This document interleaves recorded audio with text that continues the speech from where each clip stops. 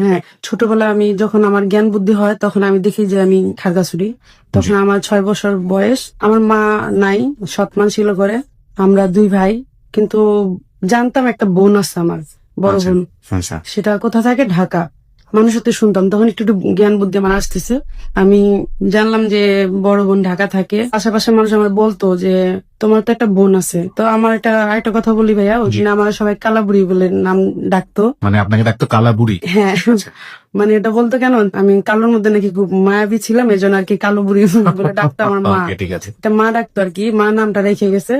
তো মা মারা যায় আমার 15 মাস বয়সে। আমার ছোট মা আমাদেরকে খুব অবহেলা করতো প্রচুর পরিমাণ। আমি যখন জানলাম যে আমার একটা বোন আছে, তখন তার অত্যাচারে একদিন আমি বাড়ি থেকে বের হয়ে যাই। কি ধরনের অত্যাচার? সব দিক দিয়ে কষ্ট দিত। আমার 2টা বাইরে খুব মারতো। বাবা কোনোদিন এগুলো দেখতো না। সে সারাদিন পরে এসে দেখতো যে আমাদের ভালোই দিন কাটতেছে, কোনো সমস্যা নেই আমাদের। বাবাকে বলতেন না এগুলো? না, কখনো না। কারণ বললেই তো মায়ের খেতে হবে আবার। তখন আমি খুব ছোট, তো জানতাম একটা বোন আছে। তো আমি একদিন মায়ের কষ্টে ঘর থেকে বাইরে হয়ে যাই অনেক দূরে। আমি অনেক দূরে পলায় চলে যেতেছি। তো হঠাৎ করে ওইখানে এক লোক আমাকে দেখে বলে, তুমি কই যাও বুড়ি, কই যাও? আমি বলতেছি আমি আমার বুবুর কাছে যাব। ওই দেশে বোনকে বুবু বলে। জি।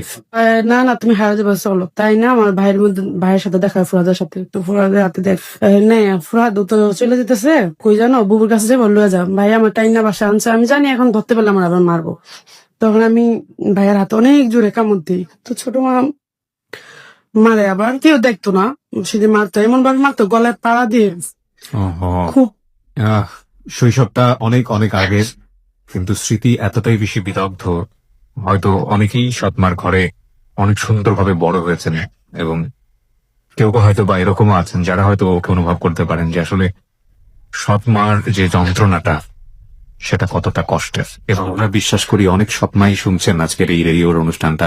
তাদেরকে আমরা অনুরোধ করব যে যদি আপনি কখনো এই সৎমায়ের জায়গায় নিজেকে খুঁজে পান, তাহলে এই সন্তানদের যে কষ্টটা সেটা একটু অন্তর্দ অনুভব করার চেষ্টা করবেন, এবং এরা যে কতটুকু পরিমাণ ঘৃণা করে আপনাকে এটা একটু বোঝার চেষ্টা করবেন প্লিজ। বলুন, আপনি বলুন।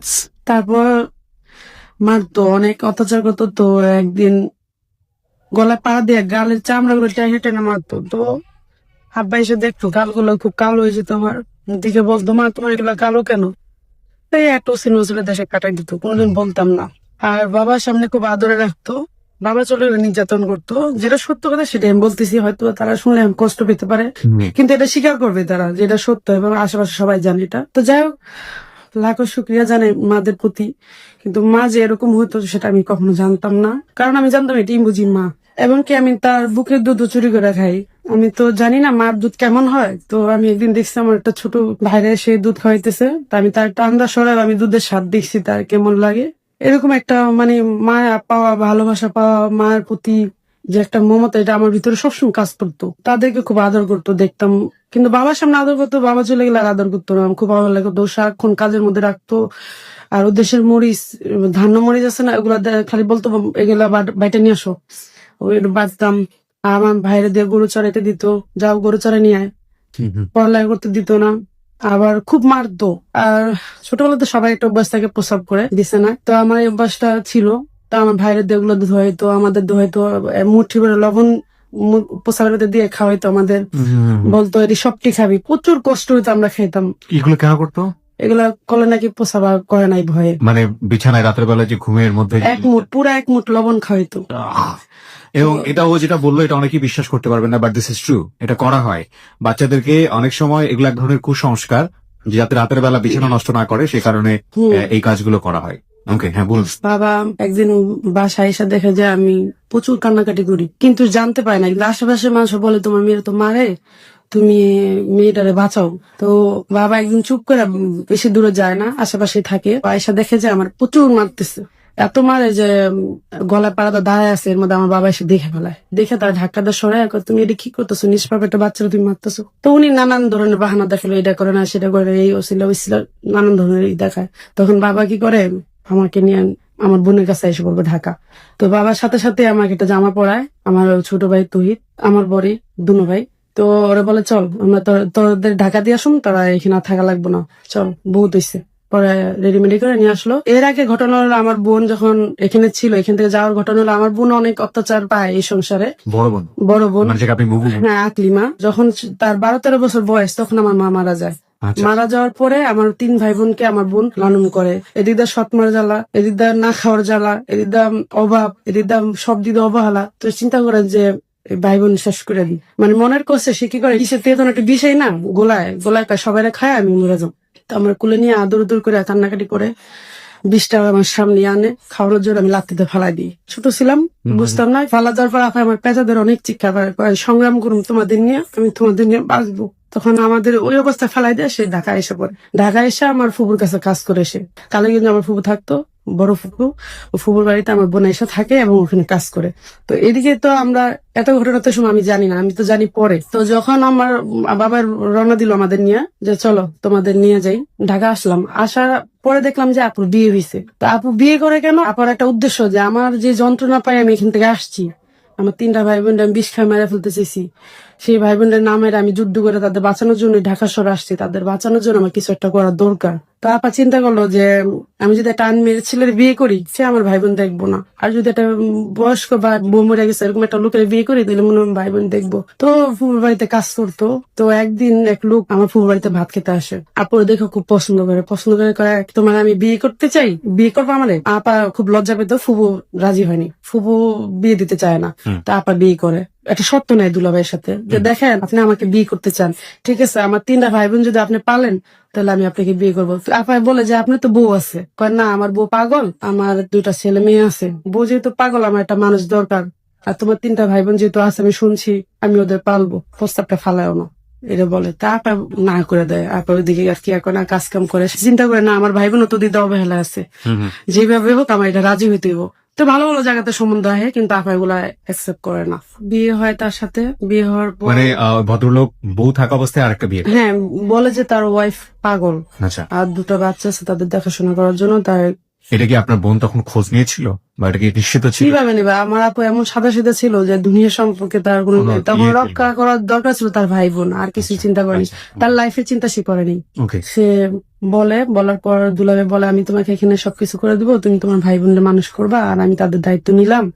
তো আমার আপু ফুপুর উপর অনেক কষ্ট নিয়ে রাজি হয়। তো ওইদিকে বড় ভাই আর মানে আমার আপা ছোট যে ভাইটা ও থাকে আপার কাছে, ওখানে থাকে ফুপুর বাড়িতে, আর আমার আপা আর আমি, আমার ওই ভাইটা তহিদ, ও থাকি খাগড়াছড়ি। ওই সময় আমাদের ওই অবস্থা হইতেছে। জি। তো যাই হোক, এদিকে বিয়েটা হয়। বিয়ে হওয়ার পর আমার আপু ঘর ভাড়া কিভাবে নেয় এইগুলো জানতো না। তো মানুষের বারিন্দায় এক হিসাবে তারা শুইতো। তো আমার ফুবু আবার বুদ্ধি করে ঘর লয় না দেখে বলতো যাইটা পাই না ওদের শুলে ফিকা মারো। তো আর এক করতে নির্যাতন করতে হবে। তো দুলাভাই টাকা ছিল অনেক, কিন্তু ঘর নিতে পারতো না। তারপরে ঘর নিল, নেওয়ার পরে আস্তে তারা সংসার গোছালো। এর মধ্যে বাবা আমার নিয়ে আসে, ওই যে মা মারতে দেখে তখন নিয়ে আসে। তা আমি আমার আপারে পাওয়ার পর ওই যেটা ভয় আসছে আমার ভিতরে, ওইখানে যেটা নির্যাতনের, আপারে পাওয়ার পর আপার আঁচল আর ছাই না, মানে আপা ছাড়া আমি আর কিছু বুঝি না। আমি যেখানে যাবো, টয়লেটে গেলেও আমি তার ভিতরে ঢুকাইনি, যে হারাই যদি যায় আবার। ওকে। দুলাভাই খুবই আদর করে আমাদের সন্তান, যেভাবে পালে ওইভাবে আদর করে প্রচুর। হঠাৎ একদিন আপা শুনতে পায় তার ওয়াইফ আছে। মানে সে পাগল না? না, সে আসে আপার বাড়িতে, আসার পর অনেক খারাপ ব্যবহার করে। কয়দিন পরে শুনে আবার একটা বউ আছে, মানে আরো একটা বউ আছে? হ্যাঁ আরো একটা বউ আছে। সেটাও শুনে তো আপা অবাক। আপা আবার একটা জিনিস ভাবে, আমার ভাই বোন তো সুন্দরভাবে পালতেছে, তার অর্থ দিক দেওয়া, টাকা পয়সা দিক দেওয়া ভালোই ব্যয় করতেছে আমাদের প্রতি। থাক, আমার ভাই বোন যদি মানুষ হয় আমার আর কিছু দরকার নেই, এদের উপরে আমার জীবনটা চলুক। তো যাই হোক, দুলাভাই ব্যবসা বাণিজ্য করতে আস্তে আস্তে অনেক টাকা পয়সার মালিক হলো, আস্তে আস্তে দিন ঘুরলো। তখন আমাকে যদি কোনো স্কুলে ভর্তি করে, তো দুলাভাই একটু হিংসা ভাবে নিত। ওই কি করতো, এমন দূরে যায় বাসা নিতে জানে আমি স্কুলে আর না আসতে পারি। তা আবার যখন ওখানে ভর্তি করে, তা আবার এমন দূরে যায় বাসা নিত যেন আমি স্কুলে না আসতে মানে পারি। আপনাকে স্কুলে পড়াতে দিত না? পড়তে দিত না আমাকে দুলাভাই? হ্যাঁ। কেন? মানে এটা হিংসা কাজ করতো কেমন যেন, মানে এটা কেমন যেন, সে এই খুব ভালোবাসে আবার এই সে কেমন জানো। আচ্ছা আচ্ছা। একদিন তার ওয়াইফাই সে ঘর ভর্তি মাল সামানা থাকে আমার বোনের, সব নিয়ে যায়, নিয়ে পুরো পাখার মধ্যে দিয়ে যায় আমাদের। দেখতাম প্রচুর কানতো আমার বোন। সেদিন কানলে আমার বোন আমি অসহায়ের মতো তাকে দেখতাম, ভাবতাম যদি বড় হয়ে আমার বোনের এই কষ্ট আমি হইতে দিব না কোনোদিন। ও একদম ঘরে কিছুই থাকতো না। তো দুলাভাই আবার 2-3 দিন পর আবার সব নিয়ে আসতো। তো আবার বাচ্চা কাচ্চা হইতো না, অনেক বছর হয়ে গেছে বাচ্চা কাচ্চা হইতো না, আমাকে পাইলা বড় করতেছে। তো দেখা গেছে একদিন বাসা নিছে, তখন আমি আমার বয়স 11 কি বা 12। তা একটা এলাকার একটা ছিল আমাকে দেখে ছেলেটা ডাইরেক্ট অফার দেয়, আমি তোমার পছন্দ করি, হালিমা তুমি আমার প্রস্তাবে রাজি, আমি আস্তে করে এসে পড়ি। যেখানে কিছু বলার নাই, আমি খুব মানে বাইরের সমাজটাকে আমি খুব ভয় পেতাম। তো এর মধ্যে আমাদের বাসায় ফুয়াতো ভাই আসা যাওয়া করতো, জি। তার জন্য মেয়েটি দেখতেছে। তো এর মা আবার আমাকে দেখে পছন্দ করে আপনার কাছে প্রস্তাব জানায় যে আমি তোর বোনটারে পছন্দ হয়েছে, আমার ভালো লাগছে, আমি নিতে চাই আমার ছেলে। তা আমার আপু কয় তোমার ছেলের তো বয়স ওর থেকে অনেক পার্থক্য, তো কিভাবে হয়? আপা আবারও যার জন্য প্রস্তাব দিয়েছে তারাও খুব পছন্দ করতো, ভালো জানতো যে না আমার বোনের যদি এরকম একটা ছেলের সাথে বিয়ে হয় খুব ভালো। এদিক দিয়ে আবার ওই যে এলাকার মধ্যে যে ছেলেটা ও আবার আমার খুব জ্বালাতন করতেছে, তারপর যেতেছে এদিক দিয়ে আমার দুলাভাই প্রতিদিন ঝগড়া করে ঘরের মধ্যে আমার জন্য। আচ্ছা। ঝগড়া করে কেন, যে ওই যে সতীন মানে ওনার ওই দুই ফ্যামিলি আছে, মানে আমার দুলাভাই এমন একটা মানুষ যে তারা শক্ত করে মুঠি করে ধরবে, তার কাছে সে ধরা দিবে, আর যে তারা মানে আদর করবে একেবারে খুব ভালো দামে, তার মূল্যায়ন সে দেবে না। তো এইভাবে দিন গেল। তো আমাদের দুঃসম্পর্কের ফুপু হয়, তো উনি যখন প্রস্তাবটা দিল যে আমি আমার ছেলের লেগে ওরা নিতে চাই, তারপর বলতেছে ঠিক আছে। তো ওনারা আবার যৌতুক দাবি করে। তো যে যৌতুক দাবি করে আমার আপু বলে আমার বোনকে এত বড় হয়ে গেছে যে আমি বিয়ে দেবো এত টাকা দিয়া, দরকার নেই। তো যে ছেলেটার লোক প্রস্তাব দেয় উনি আবার আমার যথেষ্ট পছন্দ করে ফেলায়, আসা যাওয়ার মধ্যে দেখে খুব পছন্দ করে। এদিক দিয়ে আবার একটা ছেলে ডিস্টার্ব করে, কোন দিন কোন ঘর ক্ষতি হয়ে যায়, বোনের উপরে একটা ঝড় আসবো, দেখা যাবে আরো অশান্তি। তারপর এদিক দিয়ে প্রস্তাব যখন শোনার পর তো ওরা যৌতুক দাবি করে। তো এখন যে ও আমাদের বাসা আসা যাওয়া করতো, যে আমাকে পছন্দ করে, উনি বলে যে যৌতুক আমি চাই না, আমি ওরেই চাই। এই ভদ্রলোকের নাম কি ছিল? আব্দুল লতিফ। আব্দুল লতিফ ছিল। সে সম্পর্কে আপনার ফুফাতো ভাই হয়? হ্যাঁ, দূর সম্পর্কের ফুফাতো ভাই পায় আর কি। তো উনি বলে যে আমি যৌতুক চাই না, আমি একটা সুন্দর মনে একটা মানুষ চাই। আর এটা ওর মধ্যে দেখছি, ও ছোট একটা মেয়ে হলো, মানে ওর ভিতরে ওটা অসহায়, ওর মা নাই, তখন বাবা আছে আমার। ওকে, আব্দুল লতিফ। আব্দুল লতিফ সে আসলে আপনাকে চাইছিল কিন্তু কোনো যৌতুক চাচ্ছিল না। যৌতুক চাইতেছিল না। বলুন তারপর। তো উনি ওনার মা যৌতুক ছাড়া বিয়ে করাবে না। যে অনেক জায়গায় মেয়েটে দেখে, কিন্তু ওই মেয়েগুলো উনিই ভাঙায় দেয়। যারাই দেখাইতে নেয় সে যায়, গেলে বলে কি আমার বাচ্চা আছে, বউ আছে, এরকম বললে তার কেউ বিয়ে করবে না। তো ওনার লাইফে অনেক বন্ধু বান্ধব ছিল বা বান্ধবী ছিল, উনি সবকিছু মনে হইতেছে যে আমাকে তার দরকার, এমন কিছু সে ভাবলো। তো উনি আমাকে ঘরেতে তো ব্যয় করতে পারে না, বা আমার মন থেকে কোনো কথা জানতে পারে না, কারণ আমি বয়স ওরকম না, ছোট। আমার আপুর সাথে আবার তার ফ্রেন্ডশিপের মতো চলাফেরা, বড় বোনের সাথে বন্ধুর মতোই, মানে ছোট ভাইয়ের মতোই খুব আদর করে আমার আপু ভালো জানে। তা আমার আপুরে বলে যে আপা আমি একটা ছবি দেখবো, ছবিটা খুবই দুঃখের ছবি, আমি ওরা দেখাবো, লাইফ সম্পর্কে অনেক কিছু জানা যাবে, ওরা আমি নিতে চাই, তুমি একটু যাইতে দিবা। তারপর বলে আমার এতটুকু বোন, ও না না ওই সব দরকার নাই, দেখ রে উড়ান্ত বয়স, তোর সাথে দিলে একটা কলঙ্ক হইব। তো বলে না আপা আমার অনেক বন্ধু বান্ধব যাইতেছে, এখানে আমি ওরা না নিয়ে আমি যেতে পারবো না, প্লিজ। এখানে মানে অনেক অনুরোধ করে পায়ে হাতে ধরে। তারপর বলে দেখ রে এটা সম্ভব না, মানে দুজনের মধ্যে খুব রাগারাগি হয়ে যায়।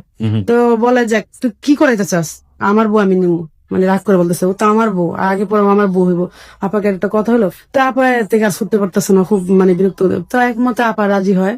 তো উনি বলে দেখ আমি একটা সাদা কাগজ নিবো, সাদা কাগজটা সুন্দর আমি গুছাই দেবো, তুই একটা কালি আচর পড়বে না। ওরা তক্ক করে, আমি খালি নির্বাক হয়ে তাকাই থাকতাম, এসব কিছু বুঝতাম না। তো যাই হোক সকালবেলা উঠলাম, আমি আমার আপা গোসল করাইলো, গোসল করানোর পরে আমি ঘুমাই গেলাম। হঠাৎ করে দেখি যে এত সুন্দর গান ঘরের ভিতরে, চোখ মেলে দেখি যে সে আব্দুল লতিফ বসে আছে, আমাদের তাকায় আছে, চোখগুলো খুব লাল, মানে কান্নাকাটি করছে। তো উনি ডায়েরি পড়ছে, লাইফের সবকিছু বাদ দিয়ে সে কোরআন শিব ধরবে, মানে কোরআন শিবটা তাদের কাছে অনেক বড় কিছু তখন, কিন্তু আমার কাছে তখন ওই সময় আমি কিছুই বুঝি না। তা আমাকে কোরআন শিব ধরাইলো, আমার আপু কান্না করতেছে দেখলাম, সেও কান্না করতেছে, তারা ধরাইলো। সে বললো যে আমি হালিমনের দায়িত্ব নিলাম, আজ থেকে সে আমার স্ত্রী, আর আমি জীবনে যতদিন বাঁচবো সেই আমার স্ত্রী থাকবো, তার এছাড়া আমি আর কারো বিয়ে করবো না, এটা সে বলে।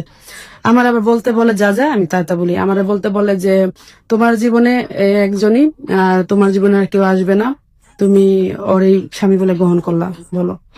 আমি এবার ওদের সাথে সাথে বললাম, কিন্তু এটা যে অনেক বড় মূল্য এটা আমি তখন জানি না। প্রথম কথা হচ্ছে যে আমি যদি রিলিজিয়নের জায়গাটা থেকে বলি, ধর্মের জায়গা থেকে বলি, তাহলে এটা পুরোপুরি অন্যায়। কারণ আমাদের পবিত্র ধর্মগ্রন্থ ছুঁয়ে কোনো ধরনের কোনো শপথ করার কথা কোথাও বলা হয়নি, এবং করলে এটা অপরাধ হবে, গুনাহ হবে। আর বিয়ে পড়ানোর একটা নির্দিষ্ট নিয়ম আছে, সেটা আমাদের ধর্মে বলে দেওয়া হয়েছে। সুতরাং এই পদ্ধতি বাদ দিয়ে অল্টারনেটিভ কোনো কিছুর কথা বলাও হয়নি, সুতরাং এটা করার কোনো নিয়ম নাই। কিন্তু অনেকেই আমরা বিশ্বাস পাওয়ার জন্য পবিত্র কোরআন শরীফের উপরে হাত রেখে এ ধরনের শপথ করে থাকি, যেটা কবিরা গুনাহ এবং অন্যায়। এ ধরনের কাজ আল্লাহ পছন্দ করেন না, এবং এটা যারা করেন সামাজিক ভাবে বা পারিবারিক ভাবে যেটাই করুন না কেন, নিজেকে সত্য প্রমাণ করার জন্য করেন। অনেক সময় দেখা যায় নিজেকে নিরপরাধ প্রমাণ করার জন্য করেন, অনেকে বিভিন্ন ওয়াদা নেওয়ার জন্য করেন। এটা কিন্তু ভয়াবহ রকমের অপরাধ। এবং আপনারা যারা ইমাম আছেন, যারা ধর্ম বিষয়ে পড়াশোনা করেন, তাদের কাছ থেকে জানবেন এটা। যদিও আমি স্কলার নই বিষয়ে, কিন্তু এই ধরনের কাজ করা অন্যায় এবং এই ধরনের কাজ আপনারা করবেন না। এই ধরনের কাজ করে ওয়াদা করলে আল্লাহ অবশ্যই অনেক বেশি বেজার হন। আমরা শুধুমাত্র প্রচার করছি এই কারণে যে ওনার জীবনের গল্পে এটা একটা খুবই গুরুত্বপূর্ণ অধ্যায়, এবং এভাবেই ঘটে গেছে সেই জন্য। কিন্তু আমরা অনুকরণের জায়গা থেকে অবশ্যই আপনাকে নিরুৎসাহিত করতে চাই, এমন কাজ দয়া করে করবেন না, এবং কেউ যদি করে তাকে আপনি অবশ্যই নিরুৎসাহিত করবেন। বলুন তারপর। তো আমাকে রেডি করে দেয়, আমি রেডি হয়ে বের হই, মানে নাসর বান্দা সে আমাকে নেবেই। তো আসলাম, টাইটিং ছবি যখন দেখতে যাব, ঢুকতেছি। জীবনে প্রথম হলে ঢোকা? ছোটবেলা আপু দুলাবের সাথে যাওয়া হয়েছে ছোট থাকতে। যখন এই ছবিটা দেখতে যাব, আমি জানি না ছবিটার কাহিনী কি হইতে পারে। হলের ভিতরে যখন ঢুকবো, তখন যে পুলিশরা বলে এতটুকু একটু মেয়ে বলে এই ছবি কি এই ছবি দেখতে আসছে। আমি কি এই কথা কই কেন, কত ছবি তো দেখলাম, এই কথা তো শুনি না। খুব ভয় পেয়ে গেলাম। তো সে আবার মানে মিটি করে হাইসে লয়ে গেল আমারে। তো ওনার বন্ধু বান্ধব তো কেউই দেখি না, শুধু আমি। তো ছবির প্রথম ওটা দেখার পর আমি পুরো চোখ বুঝে ফেলছি, ওর পর আমি আর চোখ মেলি না। ছবি শেষ আমার পুরা, তো আমি তারে মনে হইতেছে খুব ভয় লাগতেছে আমার। তো আসার সময় সে আমার বলে যে হালিমন তুমি কি ভয় পেয়েছো? তুমি ভয় পেও না, তুমি কিন্তু আমার স্ত্রী। বাসা আসার আগে জানি দুলাভাই তখন বাসা ছিল না, এখন দুলাভাই বাসা আসার সময় হয়েছে। তো উনি আবার বলে যে এখন তো দুলাভাই এসে পড়ছে, চলো আমাদের বাসা তোমার নিয়ে যাই। আচ্ছা। তো নিয়ে আসলো ওনাদের বাসায়। ওনাদের বাসায় আনার পর ওনার মা তো মাথা খারাপ, এই যৌতুকের আগে মেয়েটা ঘরে এসে পড়ছে। তো উনি আমার বলতেছে যে হালিমন আমার মার মন জোগে একটু কাজ করো। তা আমি এসব কিছুই বুঝি না, আমি তখন খুবই নার্ভাস, কখনো আমার বোনের কাছে যাবো। তো রাত্রে ছিলাম, যাই হোক। এর মধ্যে ওনার মা যায় আমার আপার বাসাতে, যায় দেখে যে প্রচুর ঝগড়া দুলাভাই আর আপার। ওই যে একজন এসে দুলাভাইয়ের কাছে লাগাই দেয় যে তোমার শালির তো বিয়ে দিয়ে দিচ্ছে, তুমি যে এত বছর কি করলা, এত মূল্য এলো না।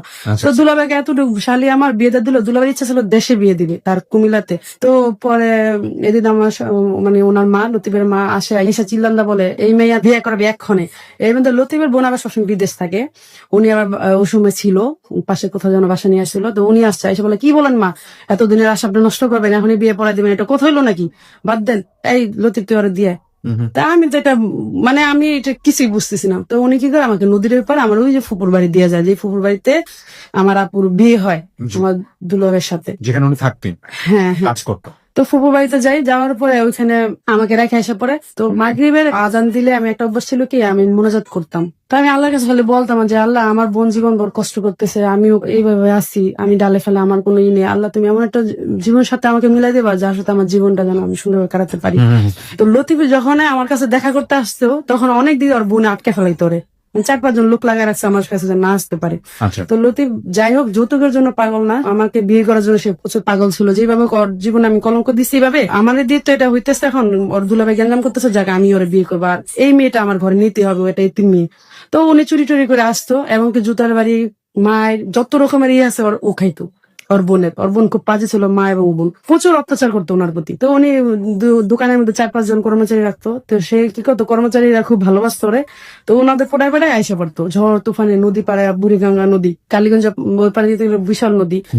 তো একদিন ভাবে নৌকা বসে যে হালিমনে যদি যায় দেখি, এখন ও তো অনেক লাজুক বা এরকম, যদি আমি যাই দেখি যে কোনো ছেলের সাথে কথা বলতেছে বা ইটি, তাহলে আমি ওর জীবনে আর যাবো না। তা আল্লাহর কি রহমত, মানে আমি যে এটা করতাম তো জানে না। তা আমি আয়সা দেখে যে আমি মোনাজাত করে চোখের পানি অজরে ভাসতেছে, আর আমি মোনাজাত করে এইভাবে রাখছি মুখটা, মানে 2 হাত দিয়ে ঢেকে রাখছি। তো আমি অনেকক্ষণ পর চোখ মিলা ঘুরে দেখি যে সে চোখের পানি ফালায় আমার বলে কি আসলে আমি অন্যায়কারী।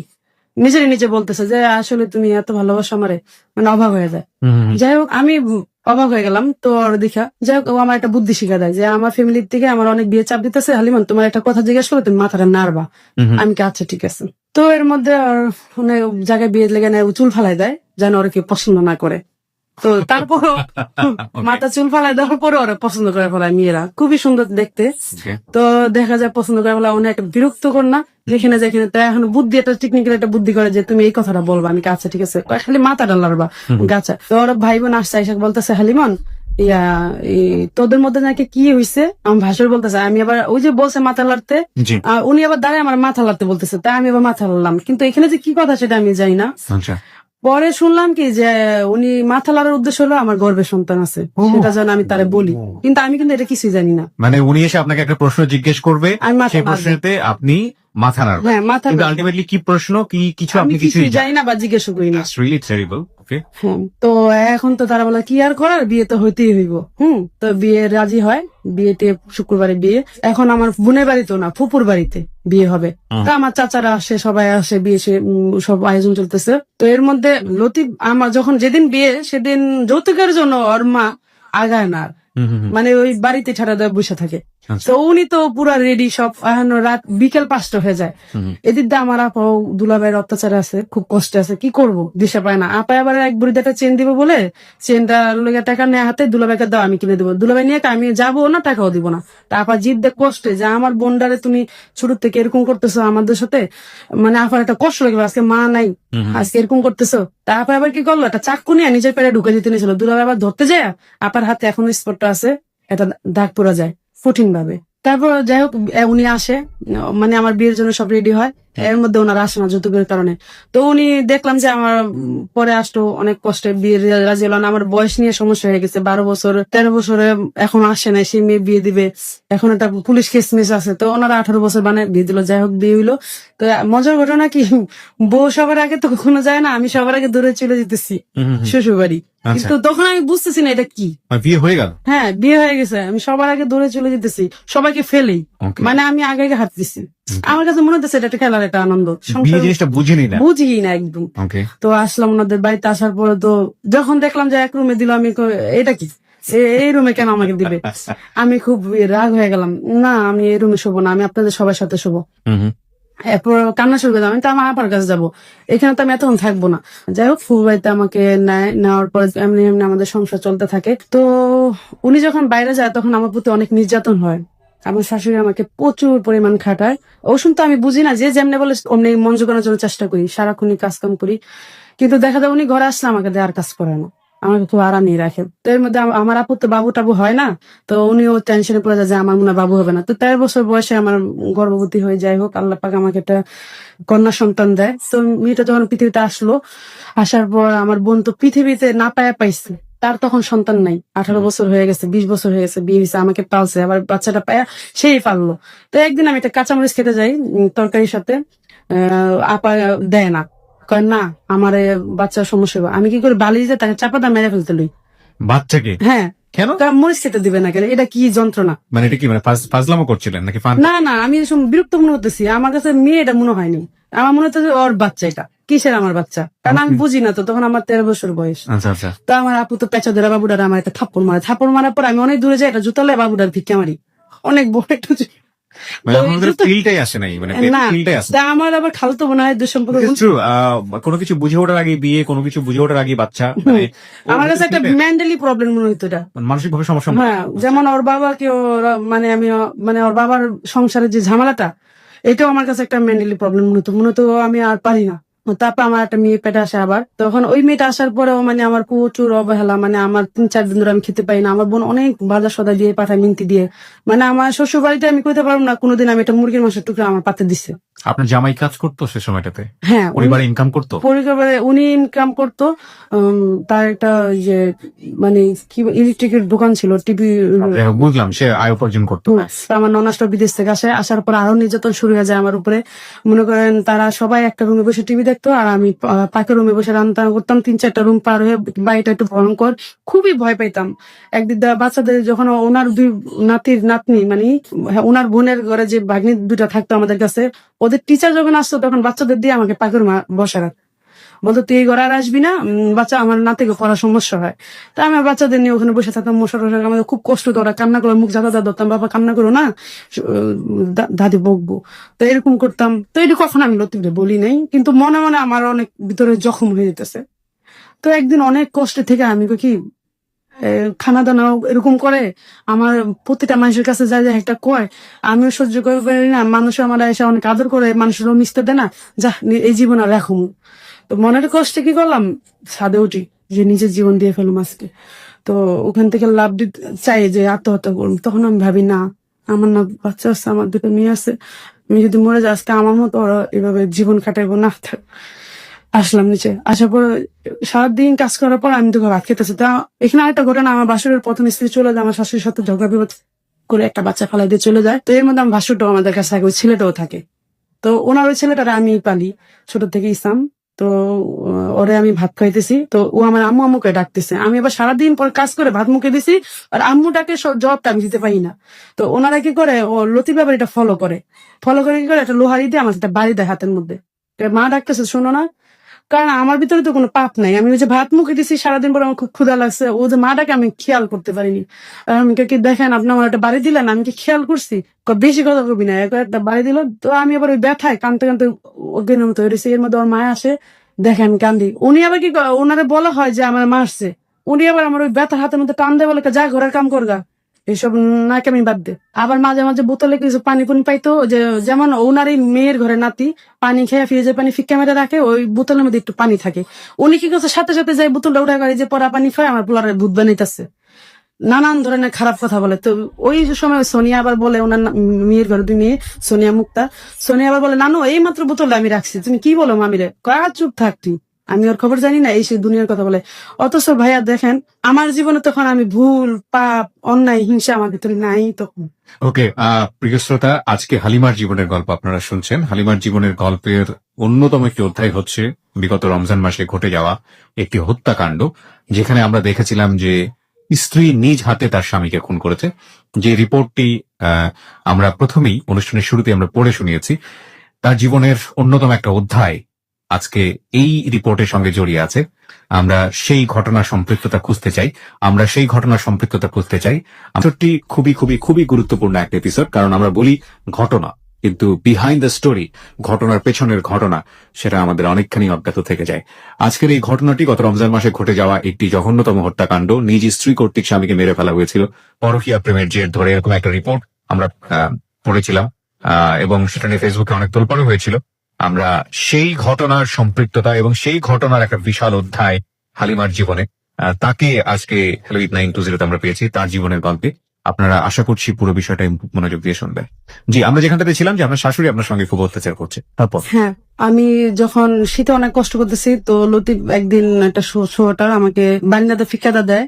তো ওটা দেখে ওর মা অনেক আমার টর্চারিং করে, ও জানে না। তো ও কোনোদিন আমার নিয়ে বের হয় না। তো একদিন বের হয়েছিল, একটা ক্লিপ আমাকে কিনে দিয়েছিল, ক্লিপের জন্য আমার অনেক যন্ত্রণা সহ্য করতে হয়, যেটা ও আজও জানে না।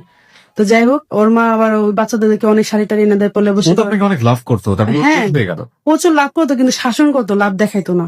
শাসন করতো? হ্যাঁ, লাভ শাসনটা কি, আমি কখনো তার সাথে অন্যায় করতাম না, সে শাসন করার কোনো মানে লাইন নাই।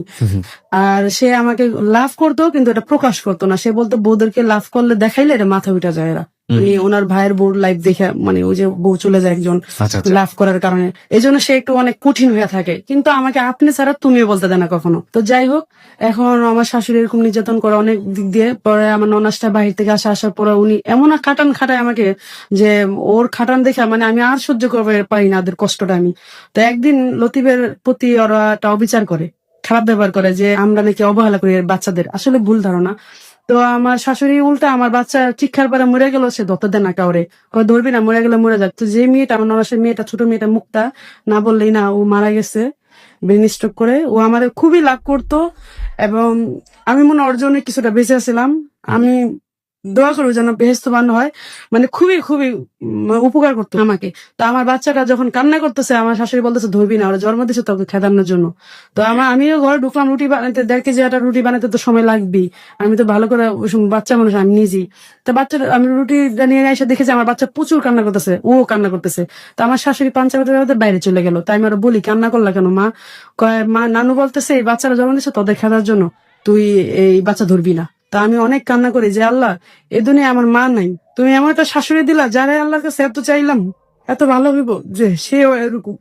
তো মনে অনেক খারাপ লাগে যে আমার বাচ্চাটা এইভাবে কান্দায়। তো সেই যন্ত্রণা আমার ভিতরে কাজ করতে, আস্তে আস্তে লতিফের ফ্যামিলির প্রতি আমার একটা হিট জন্ম হয়ে যায়, কষ্ট জন্ম যায়। কিন্তু কখনো প্রতিবাদ করি না কারোর কাছে। কার কাছে করবো? স্বামীর কাছে বলে এটা ভালো দেখায় না, এটা আমি মনে করতাম। আর সেও এটা কি করবে, কিছু করা নাই, যৌথ ফ্যামিলি। তো উনি চলে গেলে এই দুনিয়ার বড় বড় কম্বল ভিজাইতো, প্রচুর কষ্ট হইতো ধুইতে। আমার বোনের ঘরের কাজের মানুষ যত গেলে 2 জন, সেও যে দাসীর মতো কাজ করে আসতো আমাকে খুশি করার জন্য। আমার বোনের সাথে জীবনে করতে পারবো না, আমার বোন 1 কাপ চা ওই বাসা যেয়ে খেয়ে আসতো, দুনিয়ার জিনিস পাঠায় মিনতি দিয়ে বাজার। কিন্তু আমার বোনে কোনো কান্না ছাড়া চোখেতে কিছু নিয়ে আসে না। লতিফও অতটা কেয়ার করে না আমার ফ্যামিলির প্রতি। তো যাই হোক, এরকম এরকম ভাবে আস্তে আস্তে একদিন ওর বোন আসলো বাড়িতে, আসার পর ওর বোনও নির্যাতন শুরু করে দিল। একদিন আমি এমন চিৎকার দিলাম যে আমি চিৎকার ধরে রাখতে পারতেছি না, কারণ সকাল থেকে রাতের 1টা 2টা পর্যন্ত, আবার রাত্রেবেলা ওনার বোনের তেল মালিশ করে দাও, হাত পা টিপা দাও। তো আমার ভাসুর না সব ফলো করতো, ভাসুরটা খুবই আদর করতো। যখন আমার শাশুড়ি অতিরিক্ত জ্বালাইতো, বলতো মা ভালো একটা প্লেট আপনি ফুটা করেন না, আপনি আমার জীবনটা যা হয়েছে মা, ওর জীবনটা নষ্ট করেন, ওরে কষ্ট দিন না আপনি। আর লতিফ তখন এটা জানতো না, আমার বাসুর একটু ঘরে থাকতো, তো বাসুর একটু জানতো এটা। তো যাই হোক, এরকম অত্যাচার সহ্য করতে আমার একদিন আমি যখন শিক্ষা পেয়ে গেলাম, লতিফ আস্তে করে আমার নিয়ে বের হয়ে গেলাম, বাসুর বডি নিয়ে আসতে, যে আমি জব করুম যদি ওরা না বেরোবি। এই আমরা বের হইলাম আমার জীবনে। বের হয়ে আইসা আমরা মাল সামানা সব ফালাই দিয়ে আইসা বললাম, উনি আমার নিয়ে আসলো, 2টা বাচ্চা নিয়ে আসলাম, আইসা রায়ের বাগে বাসা ভাড়া নিলাম। আলাদা হলেন? 5 বছর একসাথে থাকি সবাই। এই 5 বছর আমার জীবনে এই ঝড় একটার পর একটা আসি। তো সে আমাকে আলাদা করলো, আসলাম, আসার পর আমার সালা বিছনায় ঘুমাই, অনেক কষ্ট করে দিন পাঠ করলাম। তারপর আবার রান্না করে ধুমসে রান্না করে আমার বাড়িতে দিয়ে পাঠাতো। লতিফের 2 টাকা ভাঙতে হতো না ঘরে। তো এরকম আপা সবসময় দেয়, মানুষের খুঁড়া দেয়, এক একজন এক এক রকম কথা কয়। দুলাভাই ঝগড়া লাগলে এক একটা সব তো বলে দিয়ে শেষ করতেছস। একটা মেন্টালি প্রবলেম হয় আমার, যে এরকম উনিও উপার্জন ওরকম করতে পারে না। উপার্জন ভালোই করে, সে একটু ডাবাটা বেশি খেলে, প্রচুর ডাবা খেলতো। দাবা খেলতো? হ্যাঁ, প্রচুর ডাবা খেলতো, ফেডারেশন নাম আছে উনি খেলতে গেলে। তো উনি বেশি একটা কেয়ার করতো না ফ্যামিলির দিকে, মানে সারা রাতের 1টা বাজে ঘরে আসতো। তো যাই হোক, এখন আমি বাচ্চাদের নিয়ে থাকি, আর আপা রান্না করে পাঠা যায়, কারণ আমি কুলাইতে পারি না তখন বাচ্চাদের। বাচ্চাকে মানুষ করা, একটা control করা, right? হ্যাঁ, ঘুমাইতে ওইটা তো সে আমার কোনো হেল্প করতো না, সে তো চলে যেত। আর হেল্প করা তো এটা প্রশ্নই আসে না, সে তো মনে করতো সে রাজা, আমি মানে আমি তার বিবি হিসাবে আমি তার সব কাজ করব। সংসার করতাম কত শত, তার সাথে যে একটা যে মনের কথা দেওয়া নেওয়া, এটা আমার জীবনে তার সাথে হয়নি কোনো সময়। এখন মানে ওনার দিক দিয়ে কোনো সেবা আমার কোনো দিক দিয়ে কমতি নেই, কিন্তু আমার দিকে অনেক অপূর্ণ আমার ভিতরে ভিতরে, কিন্তু এটা আমি কখনো বলতে সাহস পাই না। যাই হোক, তো এখন ভাড়াটা অনেক বেশি।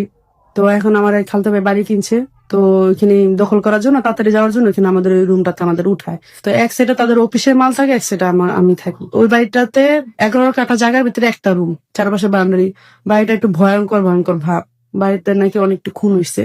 খুব ভয় পেতাম বাচ্চাদের নিয়ে, একেবারে এমন ভাবে বাচ্চারা ঘুমাই গেলে এমন ভাবে থাকতাম, ভয়ে আমি কাঁপতে থাকতাম কোনো আর মধ্যে বসে। তো সে আসছে না, আমি কোনো যে একটা রাগ বা দেখাতে পারতাম না, ভয় পেতাম, মনেটা মনেই থাকতো। তো একদিন আপার বাসা জিমতেছি বসে বসে, রাতের 1টা বাজে, যে এখন আসতেছে না, এসে আমার নিয়ে যাবো, খুব কষ্ট হইতেছে। ওদিন আমার চোখের পানি অজরে পড়তেছে। তো উনি আসার পর উনি খুব আনন্দময় মানুষ, আসার পর না গান গাই, মানে রিক্সায় উঠে গান গাইতেছে। গান গাওয়ার পর না, ওদিন কেন যেন আমার ভিতরে একটু হিট লেগে যায়, আমি একটু ধাক্কা মেরে বসি। ঢাকাতে সে পড়ে না, সে আমার একটা থাপ্পড় মেরে বসে গাড়িতে। থাপ্পড় মারার পর যা গেল সহ্য করলাম। আসার পর ওই বাড়িতে আসলাম, বাসা আসার পর উনি বিল খুলে আমার 2টা বাড়ি মারে। তো বাড়িটা দেওয়ার পরে সে আমার দুঃখটা বোঝে না। তো যাই হোক, এইভাবে দিন যাইতেছে। লতিফ আমার সাথে বুঝতেছে না আসলে সে ভালোবাসে, বাট ভালোবাসাটা যে কিভাবে স্ত্রীকে দেখায় আপনার সন্তানের সামনেই অত্যাচার করে, মানে ছোট দুটো বাচ্চার সামনেই ছিল না, না? কোনো ভূমিকা? অত্যাচার না, অত্যাচার বলতে কি, সে ওদিনই মারছে আমাকে, সে কিন্তু গায়ে হাত তুলে যত তাও না না, মানে হঠাৎ করে মেরে উনি বিরক্ত করছে এটা, আচ্ছা। যে স্বামীর গায়ে ঢাকরা দিছো, এত বড় বেয়াদব, তুমি তো আসলে একটা বেয়াদব। এটা মনে হচ্ছে সে স্বামীর গায়ে। আর আমি যে স্ত্রী, 3টা বাচ্চা নিয়ে আমি পায়ের সামনে বসে থাকি, ঝিমি সবাই থাকে ঘুমায়, কিন্তু সে কিন্তু এটা বুঝতেছে না। ও এত রাত পর্যন্ত বসে থাকে, ও আমার ধাক্কা নিলে মারছে, আসলে কি হয়েছে সমস্যা একটু জানি বা একটু বুঝতেছে, এসব বোঝেই না ও। আর আমিও মনের কথা কখনো ওর কাছে খুলে বলতে পারি না। তবে আমার মনে একটা সবসময় একটা জিনিস কাজ করতো কি ভাইয়া, যে আমার একটা মনের মানুষ আসবে কোনো একদিন। মানে এই সংসারে থাকার পরেও আপনার ভিতরে এই জিনিসগুলো কাজ করতো? খুব পরে। প্রিয় শ্রোতা, এখানে একটা বিষয় আপনাদেরকে একটু দৃষ্টি আকর্ষণ করছি। কারো কারো কান্নার আসলে কোনো শব্দ হয় না, এবং এটা আসলে বোঝানো খুব মুশকিল রেডিওতে, কারণ রেডিও মানে হচ্ছে সাউন্ড নিয়ে এখানে আমাদের খেলা করতে হয়। উনি আসলে বলছেন এবং ফুটে ফুটে কাঁদছেন, সেই জায়গাগুলো থেকে আসলে আপনাদেরকে বোঝানো খুব মুশকিল। আমি কেন যেন মনে মনে বলতাম, কেউ একদিন আসবো আমার কষ্টগুলো শুনতে, কারণ বোনের কাছে বললে স্বামী খারাপ হয়ে যাবে, আর স্বামীর কাছে বলার মতো সেই এও আমার নাই। তো মনের চাপ। ওনার সাথে আপনার বয়সের ডিফারেন্স কত ছিল? 15 বছর। 15 বছরের মতো ডিফারেন্স। যাই হোক, এখন বোনের বাড়ি এইভাবে দিন যেতেছে। ওই মধ্যে আমি ভাবতাম, আমি একটা অভিশাপে দিয়ে দিছি আল্লাহর কাছে, বললা যে আল্লাহ, এরা এত দূর নাও যে আমার কাছে না আসতে পারে। অনেক অজরে চোখের পানি ফালায় আমি কান্নাটা করি খুব কষ্ট থেকে। তো আল্লাহর কি রহমত, এর মধ্যে আপা রাজি হয়, বিদেশ পাঠায়, ওনাকে বাইরে চলে যায়। বাইরে যাওয়ার পরে আমি 3টা বাচ্চা নিয়ে ওই ঘরেই আসছি।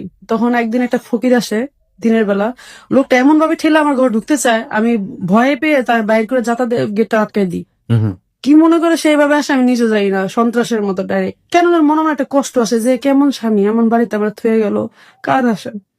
এর মধ্যে আবার তার মা আমার ঘরে আসে, আমার কাছে আসে। ওই ভাই বড় বিয়ে করে ওই বউর সাথে মিলে না, আপনার এখানে থাকতো? এখন আমার কাছে থাকতো। হ্যাঁ, এখন সে যাওয়ার পর তো এর নির্যাতন আরো শুরু হয়ে গেল আবার নতুন করে। শাশুড়ি অনেক রকমের ঘরের মধ্যেই করে, কিন্তু কিছু করার নেই কারোর কাছে, কার কাছে বলবো।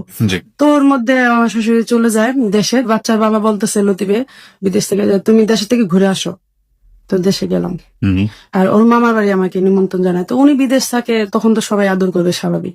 তো ওর মামার বাড়ি গেলাম, যাওয়ার পরে আমার ওই মামার শ্বশুরের 2 ছেলে 1 মেয়ে। ছেলে বড়টা বিদেশ থাকে, ছোটরা নোয়াখালী দোকান না ব্যবসা জানি না। ছোট মেয়ে মানে ওনার মেয়েটা মানে মন ভাবি বলে ডাকে, খুবই আদর করে একটা নাম দেয় মন ভাবি। তো ও একটা ছেলের সাথে তার সম্পর্ক ছিল, অ্যাফেয়ার ছিল, যার সাথে এখন তার বিয়ে হয়েছে আর কি। তা আমার মোবাইলটা সে সারা রাত কথা বলতো। তো মোবাইল স্বামী বিজি পেলে যে সমস্যা হবে, এই যে জ্ঞানটা আমার ভিতরে ছিল না। ওকে। হ্যাঁ, ওর সারা রাত ফিস করে কথা বলতো। ওর পাশে কেউ শুইলো, কেউ শুনতে পাইতো না। তো পরে একদিন ও আমারে বলে যে ভাবি আমার ভাইয়ের লোক একটু কথা বলবেন। আমি কষ্ট না, আমি প্রেম করতে পারি না, আপনি একটু কথা বলবেন। ও আমার পায়ে ধরে বলে। ঠিক বুঝিনি, কে কাকে? মানে ভাবি মানে দবির? এই দবির নবী তো নোয়াখালী, নবীর ছোট বোন। সে অনুরোধ করে। কাকে অনুরোধ করে? আমাকে। ভাবি মন ভাবি, তুমি তো আমার বান্ধবীর মতো, আমার ভাইয়ের জন্য না আমি না প্রেম করতে পারি না, তুমি এক কাজ করো, ওর সাথে একটু কথা বলো। মানে নবীর সাথে কথা বলো? হ্যাঁ, কথা বললে ও বুঝবে বন্ধুত্বটা কি। তা আমি না করি, কারণ আমার জীবনে আমি কারোর সাথে চলি নাই ওই সময়, আমি এটা ভাবার মতো না। তা আমি বলতেছি না, এটা সম্ভব না। তো আমার পা ধরে ফেলে। তা আমি বলে আচ্ছা ঠিক আছে। তো ও কি করলো, ও নিজেই যে রিকোয়েস্ট কল কিভাবে দেয় তখন আমি জানতাম না, ও নিজেই কলটা দিয়ে দেয়, রিকোয়েস্ট কল। তো ওই কলটা দেওয়ার সাথে সাথে ওর ভাই ব্যাক করে, আচ্ছা ঠিক আছে দাও। তো আমি ওর অফার দিলাম যে আমি আপনার সাথে বন্ধুত্ব করতে চাই। মানে নবীকে আপনি বলছেন যে আপনার সঙ্গে বন্ধুত্ব করতে? হ্যাঁ, আপনার সাথে আমি বন্ধুত্ব করতে চাই। তো ও আমার দেশটা জিজ্ঞেস করে, আমি বললাম যে তোমাদের বাড়িতে আসছিলাম। তো মিথ্যা আশ্রয় নিতে হয়েছে, ও যা যা শিখে তাই তাই। আমার গলা কাঁপতেছে, আমি বলতে পারতেছি না। ভাবি প্লিজ এভাবে বলো। তাই ও যা বলছে তাই বলছে, হ্যাঁ আমি আপনার সাথে বন্ধুত্ব করতে চাই। তো কিভাবে? আমি কি আপনার বোন থেকে নাম্বার পাইছি? ছোট বোনের সাথে তো আপনার বন্ধুত্ব আছেই, আমার সাথে কি করে হয়?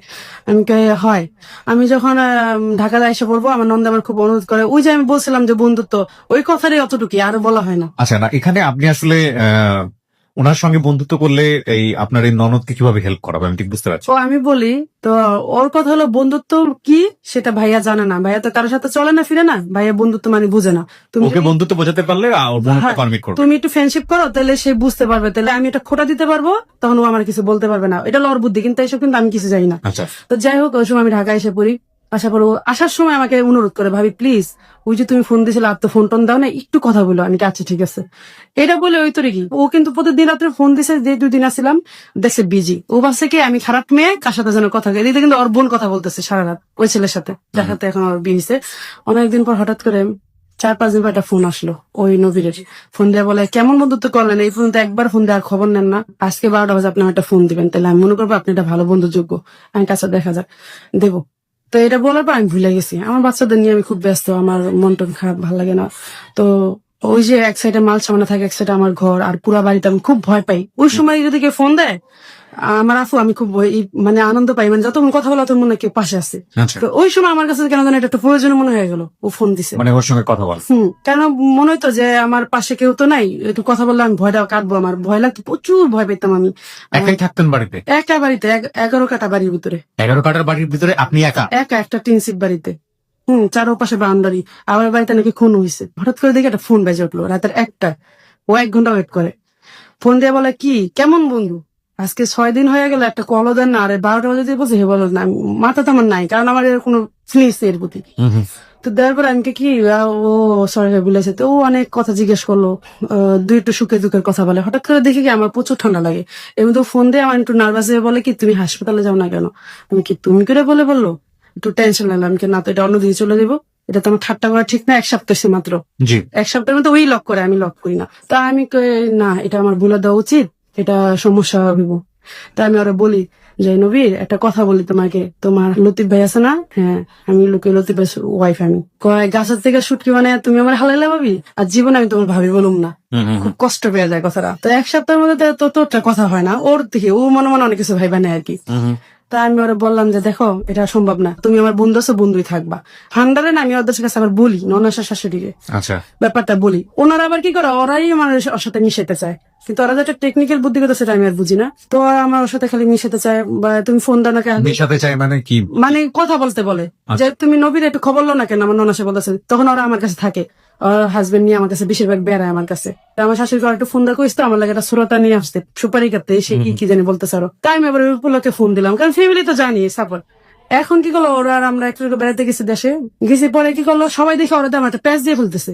আর ও অনেক লাজুক একটা ছেলে, না বললি না, আমিও খুব লাজুক, ও লাজুক। আমি কি করলাম ওর বললাম নবী দেখো দেখো এই ঘটনা। ও বলতেছে হ্যাঁ হালিমান আমরা আর কথা বলবো না। কিন্তু কথা না বললে কি হইবো, টুটে গেছে আর কি। এটা মানে আমার একটা ব্রেনটা আঘাত করতেছে। এরা সবাই প্রতিদিনের ঝগড়া হয় একটা নিয়ে, এরা আমার ওটা উঠে দেয়। আমি কিন্তু ওর সাথে কথাও বলতেছি না, চলিও না। এরপরে আমার না একটা মেন্টালি প্রবলেম হয়ে যায়। যেমন আমার ননাসে জামাই ঘরের মধ্যে করে মারামারি, ঘরের মধ্যে খুব একটা ঝগড়া মগড়া করে, এগুলো দেখলে না আমার খুব ভয় কাজ করতো, আমি কাঁপতাম। কার কাছে বলো মনের কথা কেউ তো নাই। পরে এরা কি করলো একদিন আমার সহ মানে বিরক্ত করতেছে, আমি পারি না ঘরতে বেরিয়ে যাই, এমন অবস্থা বাচ্চাদের নিয়ে আমি আর পুলিতে পাই না। এর মধ্যে আমি কি করলাম অসুস্থ হয়ে গেলাম, এমন অসুস্থ হলাম যে আমার হাসপাতাল ভর্তি করতে হয়। আমার ব্রেনটা এফেক্ট করে যে এটা কি করলো আমারে। এটা তো ভালো একটা সম্পর্ক, এটা কিন্তু খারাপ কিছু না। আমি ওর সাথে দুটো কথা নিলে বলছি। পরে আমার ছোট ভাই খারগাছের থেকে যে আমার ওই যে বললাম আমার ওই নয় ঘরে আমার ভাই বোন খুবই ওই ভাই আবার এসে দেখে আমার এই অবস্থা, আমার কুলে নেয়া সিনজিতে করে হাসপাতাল ভর্তি করে। হাসপাতাল ভর্তি করবো আমি খালি একটা চিকিৎসা দেয়, নবী তুই একবার আয়, আইসা বইলা যা তোর সাথে আমার কোনো সম্পর্ক নাই, প্লিজ তুই বল। তো আমি না আর জীবনে কারোর সাথে মিশতাম না, মানে ওই সময় আর কারোর সাথে মিশবো না, একটা প্রমিস করে এলাম জীবনে যে দুঃখের সাথে কথা আমি আর কারোর সাথে বলবো না। এটা কিন্তু লতিফ যাওয়ার 6 মাস পরের ঘটনা। জি। তিনটা বাচ্চা নিয়ে সারাদিন ব্যস্ত থাকতাম, শাশুড়ির জ্বালা ননসের জ্বালা আমি আর সহ্য করতে পারি না। আমার ভিতরে দেখি যে ধৈর্যের বাইরে চলে যেতেছে। তখন আমি আস্তে আস্তে বিছনায় অসুস্থ হয়ে গেলাম। সে কিভাবে একা একা চলতে থাকি, 5 বছর চলে যায় আমার জীবনে এইভাবে, এই কষ্ট বুক করতে করতে। 5 বছর লতিফ আর আসে না, লতিফ এমনি এমনি আমার সাথে কথা বলে। লতিফ আবার যথেষ্ট আমাকে বিশ্বাস করে, ও বলে পৃথিবী একদিকে আমার হালিমনের বিশ্বাস আমার একদিকে। ও একটা পবিত্র ফুল আমার কাছে, কে কি করলে আমার দেখা দিস না। বাহ। ও সবসময় একটা কথাই বলতো, 10-এ 10 কথা বলবো, আমি এক কথাই বলবো আমার হালিমন সত্যি, আমার হালিমন পবিত্র।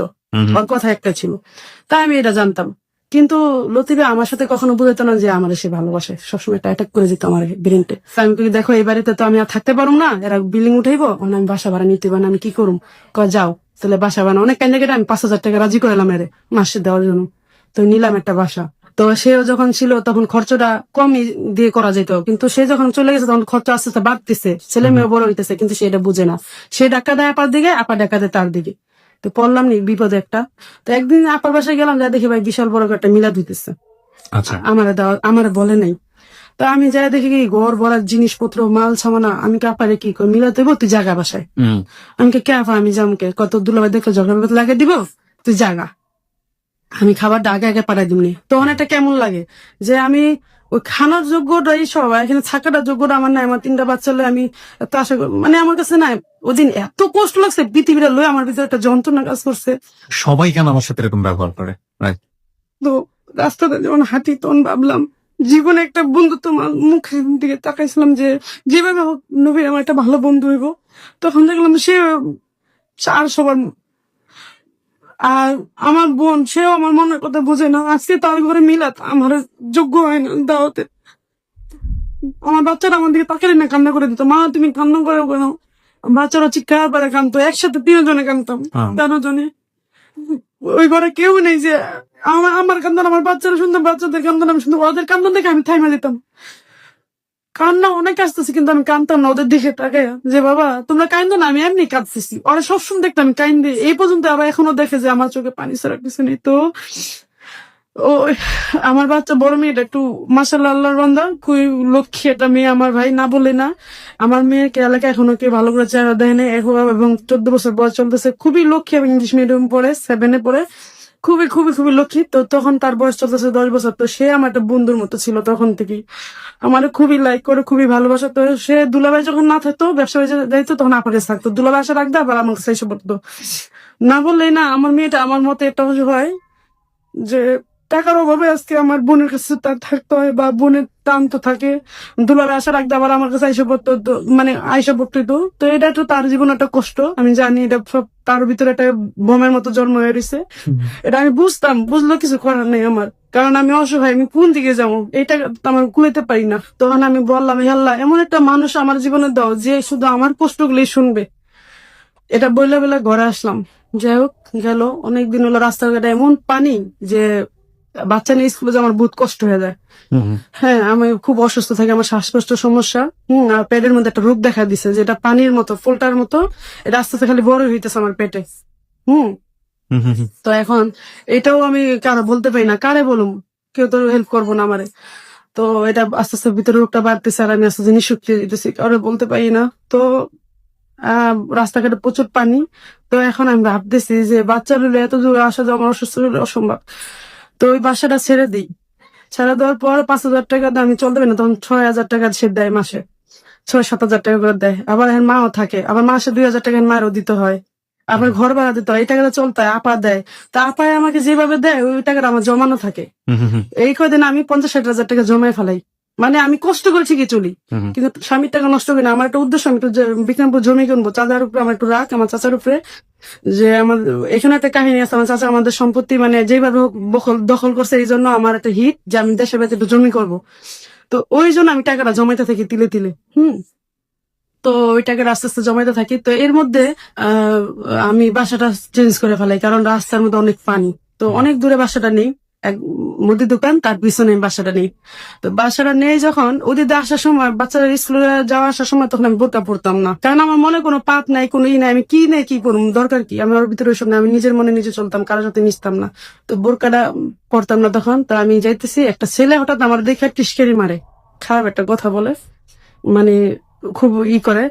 তা আসে যাওয়ার সময় আমি কেয়ার করি না, আমার কথা অনেকে অনেক কিছু বলবো, এটা আমার দেখার বিষয় না, এত কিছু জব দিলে আমি কেমনি কি করবো। তো বাচ্চা নিয়ে আমার প্রতিদিন 4-5 বার যাতায়াত করতে হয়, কারণ আমার শাশুড়ি জীবনও বাচ্চা নিয়ে একটা স্কুলে যাবো না, একটা বাজারও করবো না, বাজারও সামলাইতে হয়, প্লাস বাচ্চাও সামলাইতে হয়, সংসার সবকিছু আমার ঘর বাহির সবই। তো আমি আর পারতেছিলাম না, একা একা একা একা যাই, মানে যতবারই বেড়ে এতবারই ছেলেটা আমার রাস্তা দ্বারা আমার টিস্কারি মারে, খুবই জ্বালায় আছি। যাই হোক, মানে ইফটিস করে আপনাকে? হ্যাঁ। এই ছেলেটা কি আপনি চিনতেন নাকি যে কেউ এরকম করতো? যারা তারা ডিস্টার্ব করতো, আচ্ছা, যারা তারা- আমার নতুন দেখছে, Okay. আমি এলাকায় নতুন, তখন মাত্র 1 মাস 2 মাস হয়েছে বাসাটা গেছি, ওর মধ্যেই শুরু করে দিছে। তো আমার তো বাচ্চারা সময় একটা 10 বছরের বলো না, ছোট ছোট তখন আমার মেয়েরা। তো এদের নিয়ে আমার প্রচুর হাতে হাতে, আমি প্রচুর বাচ্চাদের জন্য পরিশ্রম করি আবার। তো এটা আবার অনেকে ফলো করে যে ওর মতো বাচ্চা নিয়ে পরিশ্রম করে আমি জীবনে কম দেখছি, মানে বাচ্চাদের ছাড়া আর কিছু চিনি না, বাচ্চাদের লাইফ ছাড়া। Okay. তো বাচ্চা নিয়ে যেতাম, কোনো সময় রাতে 9টা বাজে কোচিং থেকে আসতাম ওটা ঠিক নিয়ে। আছে, হ্যাঁ, তো যেটা বলছিলাম। হ্যাঁ, তো আসতে যাইতে ছেলেটা ডিস্টার্ব করে। তো হঠাৎ করে ওই দোকানের দিকে তাকালাম, তাকানোর পর মানে হঠাৎ করে দেখি কি একটা লোক, রক্ত মাখা, চোখে চোখ পলো, মনে হলো 1000 বছরের পরিচিত একটা মানুষ। তো দেখলাম নাকের মধ্যে রক্ত, চারপাশে রক্ত, চোখগুলো আমার দিকে এমন ভাবে তাকায় আছে, মনে হয় সেও আমার চিনি, আমিও তাকে চিনি, কিন্তু ওরকম কোনো ইন্টারেস্ট নিয়ে তাকাইনি। তাকানে কেমন যেন মনে হইতেছে মনের ভিতরে, যেটা মনের কথা সেটা বলতে হয়। তাকায় দেখি যে সেদিন যদি আমি আবার না তাকাতাম তাহলে মনে ভালো হতো। তাকানোর পর দেখলাম যে রক্ত মাখা একটা লোক, আমি না কেন যেন তার সঙ্গে যেতে মন চাইলো, গেলাম। আমার বিচারটা দিতে কার কাছে বলবো, ওটা আমার ভিতরে আছে, কিন্তু আমি যখন দেখলাম লোকটারে, আমি বলি কি, ভাই আপনার শরীরে এমন রক্তের দাগ কেন? এই যে দেখা হলো জাফরের সাথে আমার। প্রিয় শ্রোতা, আমরা এই জায়গাটায় ছোট্ট একটা বিরতি নিতে চাই। যারা প্রথম থেকে স্টোরিটা শুনছেন তাদেরকে আমরা আবারও মনে করিয়ে দিচ্ছি, প্রথমেই আমি দৈনিক যুগান্তর পত্রিকার একটি রিপোর্ট আপনাদেরকে পড়ে শুনিয়েছিলাম, গত রমজান এটা প্রকাশ করা হয়েছিল, এবং সেখানে আপনারা নিশ্চয়ই জানেন যে রিপোর্টটা খুবই দুর্ধর্ষ একটি রিপোর্ট ছিল। স্ত্রী কর্তৃক স্বামী খুন, এবং এই রিপোর্টের সাথে আজকের এই জীবনের গল্পের অনেকখানি মিল আছে, এবং যেই মানুষটিকে খুন করা হয়েছিল সেই মানুষটি হচ্ছে জাফর। আমরা গল্পের এই জায়গাটিতে এসে যে জাফরকে এখানে খুঁজে পাচ্ছি, সেই জাফরটি হচ্ছে ওই পত্রিকায় যে মানুষটিকে খুন করা হয়েছে সেই মানুষটি। এবং হালিমার সাথে আমরা পরিচয়ের এই পর্যায় থেকে বাকি গল্পটুকু আমরা শুনবো মাত্র 4 মিনিটের বিরতির পর। গল্পে আমি আরজে কিবরিয়া রয়েছে আপনার সঙ্গে। আজকের এই জীবনের গল্প একটি বিশেষ অন্যরকম জীবনের গল্প। আজকের এই জীবনের গল্প শুরু হয়েছে পত্রিকার একটি রিপোর্ট পড়ে।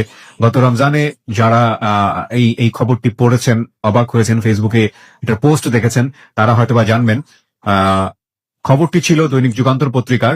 রায়েরবাগে গৃহকর্তাকে গলা কেটে হত্যা, স্ত্রী পুত্র আটক।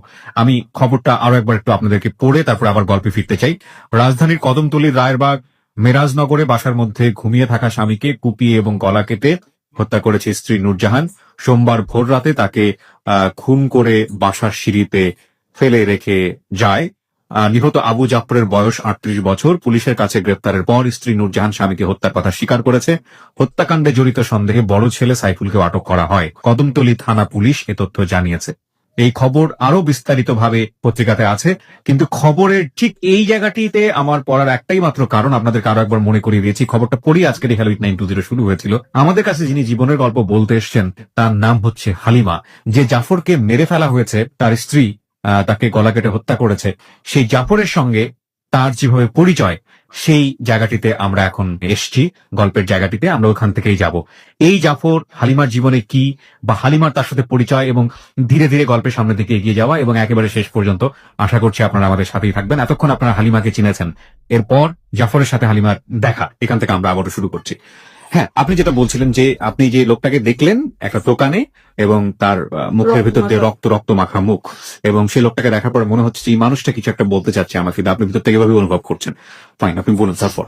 তো আমি ওদিকে হাইটে যেতেছি, যখন ওরা দেখলাম, ওনাকে দেখলাম, দেখার পর আমার না কেন যেন মনে হলো 1000 বছর একটা পরিচিত লোক যে রক্ত মাখা অবস্থায় কিছু বলতে চায় আমাকে। আমাদের তাকায় আছে, আমিও তাকায় আছি। আমি কিন্তু গেছি আমার কথা বলতে, এখন থেকে সে তার দিকে আমি অবাক হয়ে গেলাম। সামনে যে বললাম, ভাই আপনার কি হয়েছে, কি সমস্যা কি আপনার, আপনার এরকম রক্ত মাখা ভাই? মানে আমি এটা মানে মানুষ হিসেবে মানুষকে যেভাবে জিজ্ঞেস করে এরকম জিজ্ঞেস করতেছি। তো উনি বলে কি, না আশা খেয়ে পড়ে গেছে তো এই জন্য এটার স্পট। আমার বান্ধবী ছিল পাশে, হুমায়রা, ও আবার বলে, জাফর ভাই কি হয়েছে, আপনি একটু বেরেন তো। ও আবার চিনে, কারণ ওর বাড়ি আর ওদের বাড়ির পাশাপাশি। তো ও বলে, ভাই একটু আসেন তো। পাশে আবার আরেক বর্ণনা আসছিল, উনি আসেন তো, টাইম নেই করে ফেলছে। আপনার কি হিসেবে দিতে, আপনি আসেন, দোকান বন্ধ করেন। মানে ওরা করোন অবস্থা দেখে ওরা টাইম, জাফরের দোকান ছিল, হ্যাঁ মদের দোকান ছিল, এরা একটা জায়গায় হাতে নিয়ে গেল, ভাই দোকান বন্ধ করেন, আপনার সাথে কথা আছে। আপনার চোখ দা পানি পড়ছে। রুনু আপা, না বললি না নাম, রুনু আপা বলতেছে, ভাই আপনার লোক কথা না বললি না, আপনি আমাদের বলবেন আপনি কি হয়েছে। এ হারি মায়ের তো এই হুমায়রা তো আজকে আর কথা জানবো। রুনু আপাটা খেয়েছি। রুনু আপা হলো হুমায়রার ননাস, মানে আপনার বান্ধবীর ননাস। হ্যাঁ, আচ্ছা। ওরা মনের কথা বেদনা যত না করবো যখন ছাড়বো না রে। ভাই বলেন না প্লিজ বলেন। রুনু আপা করতেছে, বা আমার বান্ধবী বলতেছে, ভাই রে বড় কষ্টের থেকে চোখের পানি আসে। কয় কি, কই যে তোমাদের দেখি স্বপ্ন দেখে যেতেছি, আরো মানুষ সংসার করে, কিন্তু আমার মতো সংসার কজন করে যাই না। আমি 14 বছর সিঙ্গাপুর ছিলাম, 13 বার সিঙ্গাপুর থেকে আসা হয়েছে, লক্ষ লক্ষ টাকা আমি আমার ফ্যামিলিতে দিছি। আজকে আমি একটা এসব ব্যবসা নিয়ে বসে, আজেরাও বসে রইনি, ঘরে এত কিছু করি, তাও বোন মন পাই না। সে আজকে আমার গায়ে হাত উঠেছে, এর মতো দুঃখের কথা কারে বলুম আমি। তো এটা বলে সে কান্না করে, চোখের পানি পড়ে।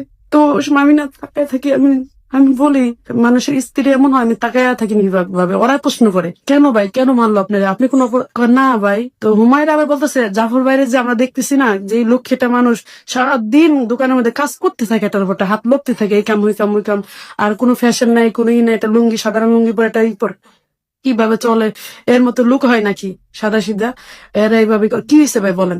ওর একটা কথা আছে, এটা ও বলে না। ও বলে যে এমনি আমার এরকম আঘাত করেছে, আচ্ছা কি করলে আমি ওর মন পামো, ওদেরকে জিজ্ঞেস করে। ও কি চাই দেখলে পূর্ণ করবেন, তাহলে দেখবেন ঠিক হয়ে যাবে। সবাই ভালো বুদ্ধি দিল। তা আমি এর মধ্যে বললাম কি, ভাই আপনি তো অনেক বছর বিদেশ ছিলেন, হয়তোবা তার মনটা একা থাকতে থাকতে জম ধরে গেছে হয়তোবা, কারণ আমি আমারটা চিন্তা করছি, জম ধরে গেছে হয়তোবা তার মনে অনেক কষ্ট আছে। ভাই আপনি তার মনে কোনো কষ্ট দিয়ে কোনো কাজ করেন না। খালি এতটুকু কথা বলে বাস আয়সা বললাম। সে আমাদের টাকা থেকে বললো কি, কয় উপর দিকে চাপালে নিজের বুকে পড়বো, এটা করে বাস কথা শেষ করে। কারণ সে তখনও কিন্তু তার কথাটা বলে না।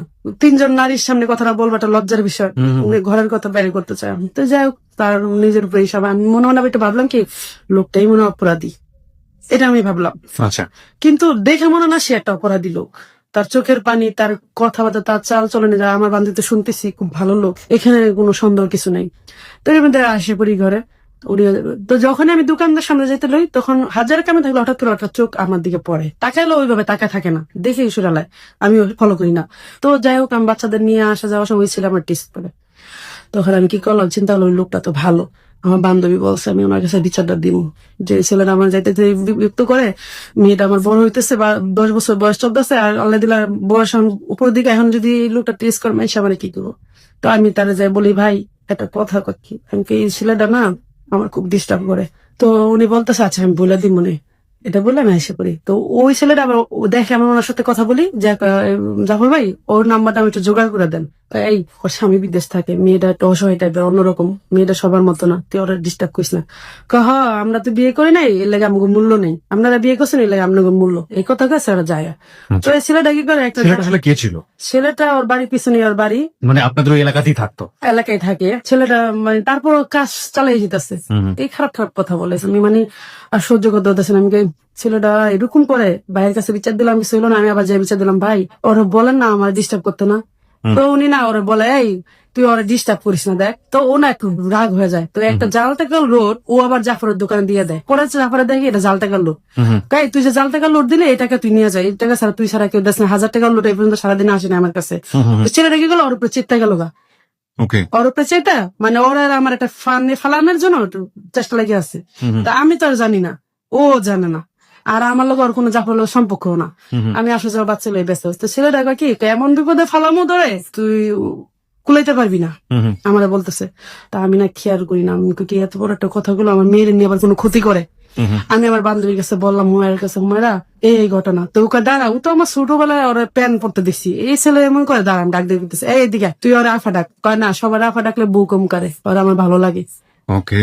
হ্যাঁ, 5 থেকে 4 বছর আগের ঘটনা, কর আমার খুব ভালো লাগে। তো ও কাকে থাপ্পড় দিম দিরা দুষ্টমি করে বলে বলে ও চলে যায়। তা আমি এসে পড়ি, আমি কই যাক ও তো একটা বলেই দিছে গেল, এর মধ্যে ও আবার টিটকে শুরু করে দেয়, আচ্ছা। এমন বিপদে ফেলামু গেরা কল তো উঠতে পারবা না। তো আমি না ভয়ে থাকি খুব, কিন্তু আমার কাজ আমি আমি আমি করি, কারোর লগে আমার কোনো কথা নেই, কোনো চলাফেরাও নেই। কিন্তু ছেলেটা মানে এক একজনের লগে গল্প করে আর এক একটা করে জাফরের লগে আমরা মিলাই। জি। কিন্তু জাফরের সাথে কিন্তু আমার কোনো সম্পর্ক না। আচ্ছা। ওই যদিও কোনো সদার প্রয়োজন হয়, কারণ পাশের দোকান থেকে তার সামনে পরের দোকানে এসে যায় না, যায় না। কারণ আমার ঘরের দরজার সামনে তার দোকান। তো এইভাবে দিন যেতেছে, এখন সে যখন আমি আসা যাওয়া করি ওই একই কথা।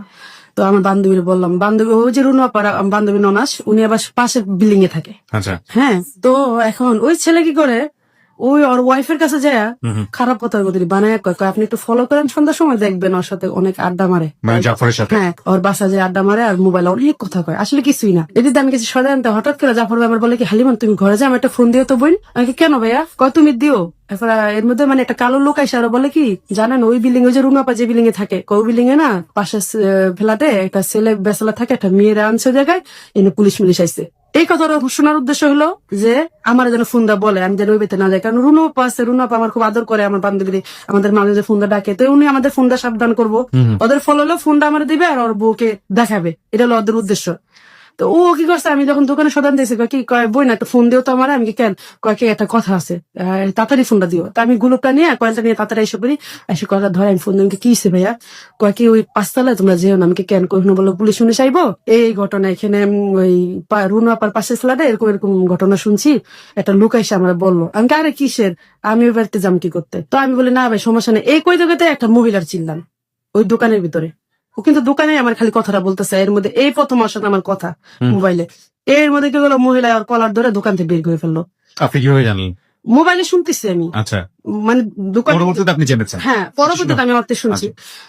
ও যখন বলতেছে এই তুই কথা বলতেছ বেয়াদবের মতো যত সব ল্যাঙ্গুয়েজ ব্যবহার করতেছে, খারাপ খারাপ ব্যবহার। জাফর খুবই লাজুক একটা লোক, ও খুব সম্মান নিয়ে থাকে, কারণ ওর অনেক কষ্টের ভিতরে কিন্তু কারো কাছে কয় না, ওর ইজ্জতের ভয়ে, ইজ্জত যেন বাইরে না শুনে কেউ, সেই ইজ্জতে কিন্তু বাইরে করে দিল। কিন্তু ও কিন্তু আমার ভালো করে জানো না, ছিল না, আমি ওরা চিনি না জানি না, কিন্তু ও জানে আমি একটা মেয়ে হিসাবে খুব ভালো, আমিও জানি ওটা ছেলে হিসাবে ভালো, কিন্তু আমাদের সাথে চলাফেরা নেই। এদিকে মহিলা হিসেবে রাস্তা বেরোলো, আর ওই ছেলেকে গেলো বন্ধু বান্ধব 20-30 জন একখানে মিলাই নিল। ওই যে ছেলেটা মহিলাকে গেলো ওই ছেলের বাড়িতেই, পিছনে আবার ছেলেটার বাড়ি, জাফরের দোকানের পিছনে, ওই দোকানের সামনে লয়ে গেল ছেলেটা, ডাক দেয়া ওই ওর বউ নেওয়ার পরে খারাপ খারাপ ল্যাঙ্গুয়েজ করে বলতেছে ওরা ডাক্কান আমারে, আমার বাচ্চা রয়েছে ঘুমায়া। মানে এই ছেলেটা যতটুকু বুঝি যে আপনাকে যে ছেলেটা ডিস্টার্ব করতো, সেই ছেলেটা জাফরের বউকে গিয়ে কোনো না কোনো ভাবে আপনার সম্পর্কে কান পড়া দিয়েছে। কান পড়া দিছে এবং ওই কান পড়া অনুযায়ী ওর বউ ওখানে এসে দাঁড়ায় আছে আচ্ছা, ওর দেখার জন্য, ওই লোকের কথা মতো এসে দাঁড়ায় আছে। আর ও যখন দেখেছে মোবাইলে কথা বলছে তখনই হ্যাঁ, সন্দেহটা মোবাইলটাও ঢুকে। কথা শুরু করছে কিভাবে, কারণ তো বলে কথা কেন, ওই যে একটা লোক পাঠাইয়া আমার কথা কয়েছে, আচ্ছা, মানে ওইভাবে সিস্টেম করছে। এটা ও জানে না, আমিও জানি না, পরে জানি ব্যাপারটা আমরা। okay. তো আমার যখন ডাকাইলো বাসা, আমি তো পুরো হাত পাকা পাই, এটা কি হইতেছে, পুরো এলাকা গরম হয়ে গেছে। তখন একটা সিন কেমন হতে পারে, আমার মনের খবরটা কেমন হতে পারে, আমার ভিতরে তখন এত কষ্ট লাগতেছে বলে ভাই। ডাকাই নিয়ে সবার সামনে একটা ভরা মজলিসের সামনে আমার বসায় খারাপ খারাপ ব্যবহার, কি মহিলা অনেক খারাপ খারাপ। তখন আমি আর সহ্য করতে পারতাম। তখন খালি জাফর একটা কথা বলে যে ফেরেস্তার মতো মেয়েটারে অপবাদ দিও না, তোমার আল্লাহ দোহাই লাগে নুরজাহান। ও শোনে না, ও খারাপ খারাপ গালি দিয়ে আসতে করে আমার এক থাবল লাগে তার জোরে। মানে জাফরের বউ নুরজাহান এমন ঠাড়া একটা থাবো দেয়, আমার জীবনে মনে হয় কেউ দিন আমার মতো অসহায় কেউ হয় না। আর এত বড় অপমান পৃথিবীতে আর হয় না। কারণ আমার মন তো নিষ্পাপ, আমি তো এটা কিছুই জানি না। তখন এটা অনেকে জানে ওখানে, কিন্তু ওরাই আবার আমার জীবনে এখন বড় একটা করে আসছে, যেটা আমি আজকে বলতে চাই এই জন্যই যে সবাই জানো। তো যাই হোক, লোকটা নুরজাহান থাবর মারে আমার হাতে। 4 বছর আগের ঘটনা তো আমার এখানটা কেটে যায়। আর এটা কেমন, আপনার তো পাশাপাশি বন্ধুলা ভাই ছিল, ওরা কি ওই সময়টাতে হেল্প করতো? না না, আমি তো আরো জানিনি জানেনই না, কেন মান জানি না, এটা তো ইজ্জতের ব্যাপার। Right. আমিও ভয় পেতাম, মানে ইজ্জত একবার গেলে আমি আর পাবো না। আমি এই ইজ্জতের জন্য অনেক যুদ্ধ করতাম সব সময়। তখন ওই মুহূর্তে আমি কাঁদতেছি, 2 হাতে না চোখ ঢাইকে আমি কাঁদতেছি। আর সব মহিলারা পুরুষেরা বলতেছে তুমি জাফরের সাথে কেন সম্পর্ক করলা, এই সেই অনেক কিছু। কারণ জাফর বলতেছে না, আপনারা যার কথা শুনতেছেন এই ভুল শুনছে। জাফর তখন এটা বলে আর চোখ মুখ একেবারে গুলা হয়ে যান, আমার দিকে অসহায়ের মতো তাকায় থাকে। যে ওর চোখের দৃশ্যটা আমি তখন বুঝি যে আমার কিছু করার নেই, তুমি আমার ক্ষমা করো আলিমা, এরকম কিছু আমি বুঝতেছি তার চোখে। তখন আমি একটা জবাব দিলাম যে নুরজাহান ভাবি, আপনার একটা কথা বলি আজকে, আমার স্বামী যে সুন্দর তার পায়ের যোগ্য আপনার স্বামী না, এই কথাটা আমি তারে বললাম। বলার পর প্রতিটা মানুষ তালি দিল। ওকে, আবার সাথে সাথে আবার এক মহিলায় মাপ চায় আমার কাছে। মাপ চাইলে কি আর আমার ইজ্জতটা ফিরে পাবো? ওই যে রটনা তো রইটেই গেছে, সবাই Right. ছড়া কান্না গুসা। আর আমি এই থাবর খেয়ে ঘরে আসলাম। কত বড় যন্ত্রণা হইতে পারে ওদিন, যে চাইছিলাম মরে যাবো। বাসায় এসে বাচ্চা আমাদের তাকার আমার গাল লাল হয়ে গেছে। বলতেছে মা কি হয়েছে? তখন কেমন ঘৃণা লাগে যে আমার বাচ্চা প্রশ্ন করে, আমার ইজ্জতে একটা গালি পড়ছে। আজকে পাপ করিনি, কোনো কিছু করিনি, আজকে আমার নামে এত বড় একটা গীবত। মানে আমি চাইতেছি আমি আজকে ফাঁসি দিয়ে মরে যাবো। পরে ভাবলাম না, আমার ফ্যামিলি তো এরকম না, আমি একটা মিথ্যা অপবাদ নিয়ে মরে যাবো। আমি যদি মরে যাবো করবো জাফরের সাথে, অবশ্যই তার কলঙ্ক কিছু ছিল, নাহলে মুখ দেখাতে পারি, এই জন্য মরে গেছে। পরে বাসায় আসলাম, 4-5 জন লোক আসলো, এসে বললো আপু একটা ঘটনা হয়ে গেল এরকম, আপনি মাইন্ডে নিয়েন না।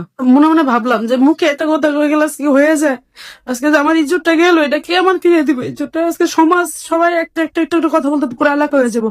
আর ঠিক তাই হয়েছে। এখন ঘরেতে বেরোলে বেশি কানাঘুষা করে, আর সেও বেরোলে এরকম করে, সে দোকানটা ছেড়ে দেয়, আমিও সাথে সাথে বাসা ছেড়ে দিই। ব্যবসা ছেড়ে আমি আমার এলাকায় এসে পড়ি। আপনার আর এই কথাটা বলি না, কারণ সে অনেক কষ্ট পাবে বা যায়, অনেক ঝগড়া বিপদ হতে পারে, এটা মানে চোখের ব্যাপার। কান্না করার পর আমার বাচ্চা আবার বলে দেয় আম্মু আম্মু একটা মহিলা না আমার আম্মু মারছে।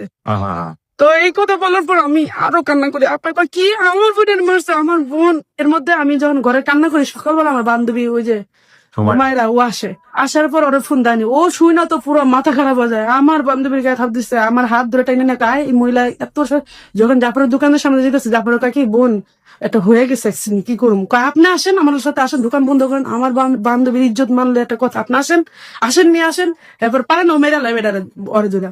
পরে ওই বাড়িতে গেলাম, যাওয়ার পর আমার বান্ধবী ডাইরেক্ট যায় থাবল লয়ে যায়, তোর মতো মহিলা থাবরান দরকার, তুই আমার বান্ধবী ফুলের মতো জীবন চরিত্র কালি দিয়েছ, তুই যদি আজকে আমার লয়ে কইতে আমি বিশ্বাস করতাম, তুই কার লয়ে কইছিস তুই জানোস? এই কর গালে জুতা লয়ে গেছে, তোর গালের মধ্যে জুতা দিয়ে মারলো শিখতে হইব না। তো জাফর কাজ দে ধরা 2টা বাড়ি, ও যা কাজ করছে হুমা, যা বলার বাইরে, ও চোখের পানি ছেড়ে দেয়। আমি হুমারে টানি, কয় চাপ চুপ থাক, তুই বেশি চুপচাপ থাকস তো, আর বেশি সম্মান দাস, এই লেগে তোর আজকে এই অবস্থা।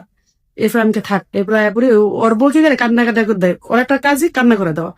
কান্না করে ওর কাছে মাপ চায়, বই মাপ করে। ওর বড় বোন হলে কি কাজ করলে কি তুমি করতে না, মাফ করতে না, সুন্দর কথা, ভালো কথা বলছে, বড় বোনের হিসাবে আমি তাবদ দিছি, থাক আমার মাফ করে দাও, কিন্তু ইজ্জতটা কে দিব? এই কথাকে আমরা এসে পড়ছি। তো ওর বউ পরে কান্না করে জাফর কাছে বলে, জানো এরকম এরকম ওই ছেলেটা এসে আমার বলে, কয় জানো এই ছেলেটা তোর ডিস্টার্ব করতেছে, এই ঘটনা তুমি আমার আগে বলো না কেন? তো যাই হোক, ওর বউ ভাইল যা ওর সাথে ঠিকই কথা বলে করে। যাই হোক, এখন ওর বউ বলে এখন থেকে আমি হালিমনের বোন ডাকুম, বোন থাকবো, ও আমার কাছে আসা যাওয়া করবো। নূরজাহান নূরজাহান বলে, কিন্তু নূরজাহান যেটা বলে এটা একটা পলিটিক্স খারাপ বলে, কারণ নূরজাহানের লাইফে একটা ঘটনা আছে, সেটা ওর সাথে এক ছেলের অ্যাফেয়ার 14 বছর যাবত, যার পরে ওইটা নিয়ে ওর মারামারি করা হয়। ওই যে একদিন আমি রক্তমাখা দেখলাম ওর প্রথম দিন, এইটা নিয়ে ওর মারামারি হয়েছে, কারো বলতো না এই কথাটা। তো যাই হোক, নূরজাহানের পলিটিক্স হলো যে আমি যদি জাফর দ্বারা একটু পেঁচাতে পারি তাহলে আমার জীবনে একটা অংশ পাইলাম, তাহলে আমার নিয়ে ও কিছু বলতে পারবো না। মানে আলটিমেটলি জাফরের সাথে যদি আপনার একটা ঝামেলা তৈরি হয় বা এক ধরনের সম্পর্ক তৈরি হয়, সেটা আলটিমেটলি ওনার জন্য পজিটিভ হবে। তারপর কি করলো, আমি বাসায় আসলো, বাসায় পর তো আমার কান্না থামে না, আমার ভিতরে খালি ওই যন্ত্রণা আগুন জ্বলতে থাকে। কি হইলো এটা, বোনের কাছে বললাম, বাচ্চা যেটুকু বলছে অতটুকু শুনছে। আমার বোন আসছে, আসার পরে জাফর আইয়া বলতেছে, আপনার লেগে আমার বোন যে অপমানটা হইলো, এটা কি হইলো? এর মধ্যে আমি কি আফা, ওই যে ওই ছেলেটা এরকম করছে, ওই ছেলেটা কি করলো, কতটি লোক মুখলে আমার সামনে আইছে। তবে সেটা তো মানে আমার কাছে অবাক করে দিল। জাফর কি করলো, আমার সামনে দেয় হাত দুটো এমনি বাড়াই দেওয়া, দাঁড়াই বলে কি করবি তোরা, ওরে আর কত ক্ষতি করবি ওর। আমি সামনে দাঁড়াইছি নিয়ে আমার মেয়ের এসে ওর মার এই কথাটা বললো। বললো আরো 3-4টা মেয়ে এসে ছেলের নামে বদনাম করলো কতদিন। তো এর মধ্যে ছেলেটার বড় ভাই আসে, আসার পর ওর একটা থাবর মারে। ছেলেটাকে হ্যাঁ, থাবর মারার পর ছেলেটা আরো যায় চিন্তা। তা আমরা বলি মারার দরকার নেই ভাই, একটু বুঝাই দেন আমাদের সাথে যদি এমন না করে, আর আমার জীবনে যে ক্ষতিটা করলো এটাকে আমি আর ফিরে পাবো। জাফর আপার কাছে মাফ, আপা মাফ করে দেন, বাদ দেন আপা, আমার জীবনে একটা অ্যাক্সিডেন্ট হয়ে গেছে বা ওর জীবনে একটা বিষয়, আপা মাফ করে দেন। 1 বছর ওর সাথে আমার কোনো কথাবার্তা হয় না, কিন্তু জাফরের ঘরে কিন্তু অলরেডি ঝগড়া আসছি ওই ছেলেটা নিয়ে, যার সাথে ওর ওয়াইফের অ্যাফেয়ার, ওই ছেলের সাথে এবং আরো কয়েকজন সাথে তার অ্যাফেয়ার। তো এটা নিয়ে সবসময় জাফরের সাথে অ্যাটাক হয়। তো একদিন আমি ওই যে আমার একটা স্বপ্ন, বিক্রমপুর আমি জমি কিনবো, ওই যে আস্তে আস্তে কষ্ট করে টাকা জমাইতেছি, দিদা আমার স্বামী, আমাদের পদ্মা সেতু নাম শুনছেন, পদ্মা সেতুতে আমরা কিছু টাকা পাইছি বাপ মার চাচাই, মানে আপনাদের জমি অধিগ্রহণ করার কারণে চাচাই অনেকভাবে এটা খেতে চাইছে। যাই হোক, আমার একটা বুদ্ধির কারণে টাকাটা ফিরে আসছে, এর থেকে চাস্তবের আমার প্রতি অনেক বিলা, যে টাকাটা তারা খাইতে বলো না, যার নামে আছে সে তো পারবেই, যতই তারা ডাইকা রাখুক, সত্য জয়তা হয়। এখন আমরা মানে জমিটা আমি কিনবো, আমি দেখছি। এখন আমি মেয়ে মানুষ, আমি তো একা দৌড়াদৌড়ি করা খুব কঠিন, কিন্তু আমার ভিতরে একটা হিট কাজ করতো, আমি জীবনে বড় হয়ে দেখাবো আমার চাচারে, আমার ফ্যামিলিরে, সবাইকে দেখাবো। তারা তো আমার খবর লয় না, কেউ আমার দেখাও না। আজকে আমার অর্থ নাই দেখে আমার মূল্য নেই। তো আমি আস্তে আস্তে ওই সেতু টাকাটা পাওয়াতে আমার বোনের ভাগেরটা আমার দিয়ে দেয়, ওটা আমাকে দেয়। আর আমি যে কষ্ট করে টাকাটা জমা দিয়ে আমি 1 ঘন্টা জায়গা কিনি বিক্রমপুর। জায়গাটা কিনতে গেলে কাগজপত্র সম্পর্কে আমি বুঝি না, তা আমি জানি যা করে আবার জায়গা জমিন কিনছে, আমি জানি লোকটা খুব ভালো। তো আমি যে ভান্ডারে আমার দলিল করবে, এই ভান্ডারের পরিচয় আবার উনি একদিন আমাকে দিছে, মানে মোহরি। হ্যাঁ, মোহরি। তো ওই লোকের কাছে আমি যাই, মুহুরির কাছে, আমি ভাই আপনি একটু জাফর ভাই নাম্বারটা লিখে দেন তো। এখনো কাগজটা আমার কাছে আছে, নাম্বারটা লিখে দেয়। 1-1.5 বছর পরে এই ঘটনা হওয়ার পরে এর ঘরে কিন্তু আগুন যেতেছে আমার নিয়ে, আর আমার ভিতরে কিন্তু কষ্টটা রয়ে গেছে, কিন্তু নাম্বারটা দেয়। আমি এখন কি করবো, আমার তো উপায় নেই। ওর মধ্যে আমার দুলাভাই, যে বোনের কারণে আমি বাঁচতাম চলতাম ওসিল্লায়, সে বোন জামাই বিছনায় পড়ে যায়, সে বাইরে থাকে, 3 বছর পরে আসে, সেই 20 মিনিটের মতো সে বেরিয়ে স্ট্রোক করে বাংলাদেশে পৌঁছানোর পরে, ঘরে আসার পরে। এর মধ্যে জমিটা আমি যখন কিনতে যাবো, জাফর ভাইরে আমি ফোন দিলাম, ভাই এই ঘটনা, বোন তোমার যে কোনো বিপদ পড়ুক তুমি আমার বলবা, খুব খুশি হয়। তা আপনার একটা ফোনের আশা আমি খুব ছিলাম, আচ্ছা ঠিক আছে আমি যাবো, আপনার উপকারটা যদি আমি করতে পারি আমি অনেক খুশি। এদিকে কিন্তু 4 বার তালাক দেয় তার ওয়াইফে, মৌখিকভাবে।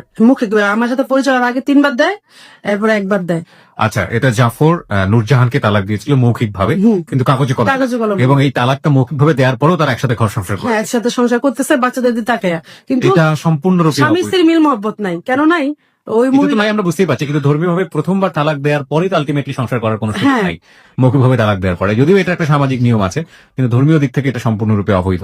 হ্যাঁ বলুন। তারপরে জাফর একটা রোগ ছিল, ওর পায়ে ব্যথা ছিল, প্রচুর ব্যথা ছিল। ওর একটা রোগ, মাঝে মাঝে 20টা ওর আসলে ও ল্যাংড়ায় ল্যাংড়ায় বাথরুমে যায়। ওই সময় মহিলা কি করতো, বাইরে চলে যেত, অল্প থেকে কেয়ার করতো না। তো ওই যে আমি ফোন দিছি, দেওয়ার পরে ও না বলে, বোন আমার পায়ে তো প্রচুর ব্যথা আছে, আমি যাবো। তো আমার লয়ে গেল, যারপর জমিটা আমার যেভাবে কেনা যায় সুন্দরভাবে করে দিল। তো আমি আবার জিজ্ঞাসা করে গেছি আমার স্বামীরে যে এরা নিয়ে কাজ করতে চাই, সে বলছে আচ্ছা যাও। আপনার স্বামী পারমিশন? হ্যাঁ, পারমিশন নিয়ে গেছি। আবার এটা আমি আবার ফ্যামিলির পারমিশন নিয়ে গেছি, কারণ কেউ যদি একটা কথা বলে, কারণ আমি এদিক দিয়ে খুব সতর্ক। তো জমি 4 কোণা 4টা এল করে না, এল এর মধ্যে সে আমার নাম আর লতিফের নাম লিখলো, হালিমা লতিফ, এখনো সে নামটা আছে। আর আমি আবার অপর সাইডে এটার ভিতরে লিখলাম শুধু জাফর। সে আমার বললো এই তোমার নাম লিখো না, কিন্তু আমি না আমার নাম লিখবো কেন। পরে একটা নিঃশ্বাস দিল, দেওয়ার পরে কাছে চলো। পরে আমি কি করলাম, ঢাকা আসলাম, আসার পরে লতিফে আমার ফোনটা আমাকে পায় না, আমি না খুব ক্লান্ত যাই, কারণ 2 দিন থাকতো, জাফর আবার আইসা পড়ে এর মধ্যে। আইসা পড়ে আমার শাশুড়ি অনুরোধ করে, আমার শাশুড়ি আবার একটু টেকনিক্যাল বুদ্ধি করে যে ওর দাম পেঁচাইবো, মানে ওই যে নবীর একবার পেঁচাইছে, এখন আবার আরেকটা বুদ্ধি দিক দিয়া। হিন্দি সিরিয়াল পুরোপুরি ফেল করছে আজকে, কিন্তু কথা হচ্ছে যে একজন মানুষ, এই সবকিছু শেষে একজন মানুষের হত্যা, একজন মানুষের গলা কেটে ফেলা নিজ স্ত্রী কর্তৃক, এবং সাংসারিক টানাপোড়েন বা যেটাই হোক না কেন, এখানে হালিমার যে পার্টটা বা হালিমার যে মানে এক ধরনের এখানে জড়িয়ে পড়া, সেটা কিভাবে কতদূর যাচ্ছে আপনারা এতক্ষণে কিছুটা হলো টাচ করতে পেরেছেন প্রিয় শ্রোতা। আমরা এই জায়গাটায় ছোট্ট একটা বিরতি নিতে চাই, আমরা শেষ পার্টে ফিরে আসবো। আপনারা যেটা জানতেন যে গত রমজানে নটারোদা যখন গিয়েছে তখনকার রাতের এই ঘটনা, আমরা এক্সাক্ট ডেটটা এই মুহূর্তে মনে করতে পারছি না। পরবর্তীতে ফেসবুকে আপনারা এই বিধ্বস্ত ছবিটা অনেকেই দেখেছেন, একজন একটা গলা কাটা লাশের, এবং যেটি করেছিল তার স্ত্রী বটি দিয়ে খুন করা, এবং যুগান্তর এটা নিয়ে রিপোর্ট হয়েছিল, অনেক পত্রিকাতে হয়েছে। রায়েরবাগে গৃহকর্তাকে গলা কেটে হত্যা করা হয়েছে, স্ত্রী পুত্র আটক, এবং পরবর্তীতে স্ত্রী নূরজাহান এটার সাক্ষ্য দিয়েছিল। আমরা ঘটনার রেজাল্ট অনেকখানি জেনে গিয়েছি কি, কিন্তু রেজাল্টের দিকে যাচ্ছি আমরা কেন, কিভাবে ঘটনাটা ঘটলো, আমরা ফিরে আসতে চাই ঠিক রাত। তারপর জমি ওখান থেকে আমার শাশুড়ি ওরা বলতেছে, জাফর আজকে তো মাপটা হইলো, কালকে তো বাউন্ডারি হইব, তো তো থাকবো, তুমি তো চলে যেতেছ, তো বাবা কালকে এসে দেখে যাবো, আমরা মহিলা মানুষ কেমন কি করুম। তো ও আবার ইট টিট সব কিনে দিয়ে গুছগাছ করে দিয়ে আসে, ও চলে আসে, কারণ ওর ওয়াইফ ও সবসময় সন্ধ্যার মধ্যে ঘরে থাকতে খুব ডেরিং। ও চলে গেল, চলে যাওয়ার পরে আমি তো একা একা কাজ করতেছি। পরের দিন সারাদিন রোদ্রে, আজকে এদিনও রোদ্রে ওদিনও রোদ্রে, বিকেল বেলা ও আসে, ওই যে আমার শাশুড়ি বলে দেয় তুমি আসবা, কিন্তু অনুরোধ করে দেয়, তো আসে। আবার একটা ময়াও কাজ করে যে মেয়ে মানুষটা একলা আসবো, আবার ও তো খুব ভীতু টাইপের, আমি নিয়েও আসি দেখো আসি। তো যখন ওই যে কাজ হয়, কাজ হওয়ার শেষে আমি এখন চলে আসবো, জাফর বলতেছে যে আমি তো চলে যাবো, আমার সাথে আসেন। তা আমার শাশুড়ি বলে আমি আজকে যাবো না, তুমি চলে যাবো সাথে। তো এটা বলে আমি আইসা বলি। তো আসলাম, আসার পরে আমার 4 দিন ধরে লতিফ ফোন দেয় না বিদেশ থেকে। তখন আমার ভিতরে খারাপ লাগে। ওদিন আমার শাশুড়ি পেস লাগিয়ে দিছে যে তোমার ও তো এরকম জাফরে আইসা নিয়ে গেল, যে যেই লোকটা কাজে আসছে ঠিক আছে, কিন্তু পরের দিন আবার যায় আনা, তার মানে কি, এটা খুব মায়ার জিনিস কাজ করতেছে, এটা ভাবে নিছে। আর তার মা বলে হওয়া নিতে আসছে, কি করুম।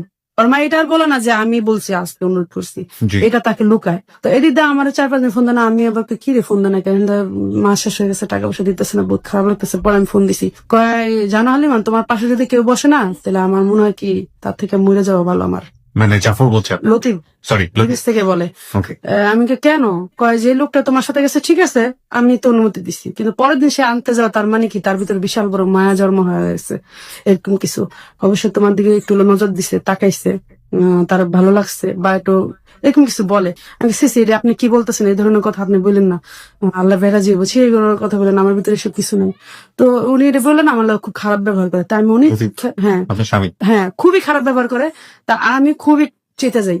আমি ঘরতে বেড়ে যেতে আমি এত বড় কথা, আমি ওনার বিয়ে করে ফেলাম রাগে বলতেছি। তো এর মধ্যে কি করলো, আমি ওই যে যন্ত্রণা নিয়ে আমি কাঁদতে থাকি, প্রচুর কান্দি। তো এর মধ্যে একটা মহিলা, আমার মেয়ে সুমি, আমার জগিং করতাম তো সকালবেলা, হাঁটতাম, ওই যে আমার পায়ে একটা রোগ হয়েছিল, এর মধ্যে ওই রোগটা আবার একটা সমস্যা দেখা দেয়, আমার প্রচুর অবস্থা খারাপ, আমি হাসপাতালে যাওয়ার অবস্থা। তো এর মধ্যে জাফর আমার করে কি, জাফরের কাছে আমি বলি, ভাই আমার না এরকম এরকম রোগ, আমি কি করতে পারি, এটা সিদ্ধান্ত নিলাম। কয় তুমি এক কাজ করো হালিমা, আমার বোন তো হাসপাতালে যেতেছে 8 দিনে, তুমি 8 দিনে আসো, আমি তোমার একটা চেক আপ করে দিই, আমার বোনরা যেতে হইতেছে, আমার বোনের সাথে তুমি যাইবা।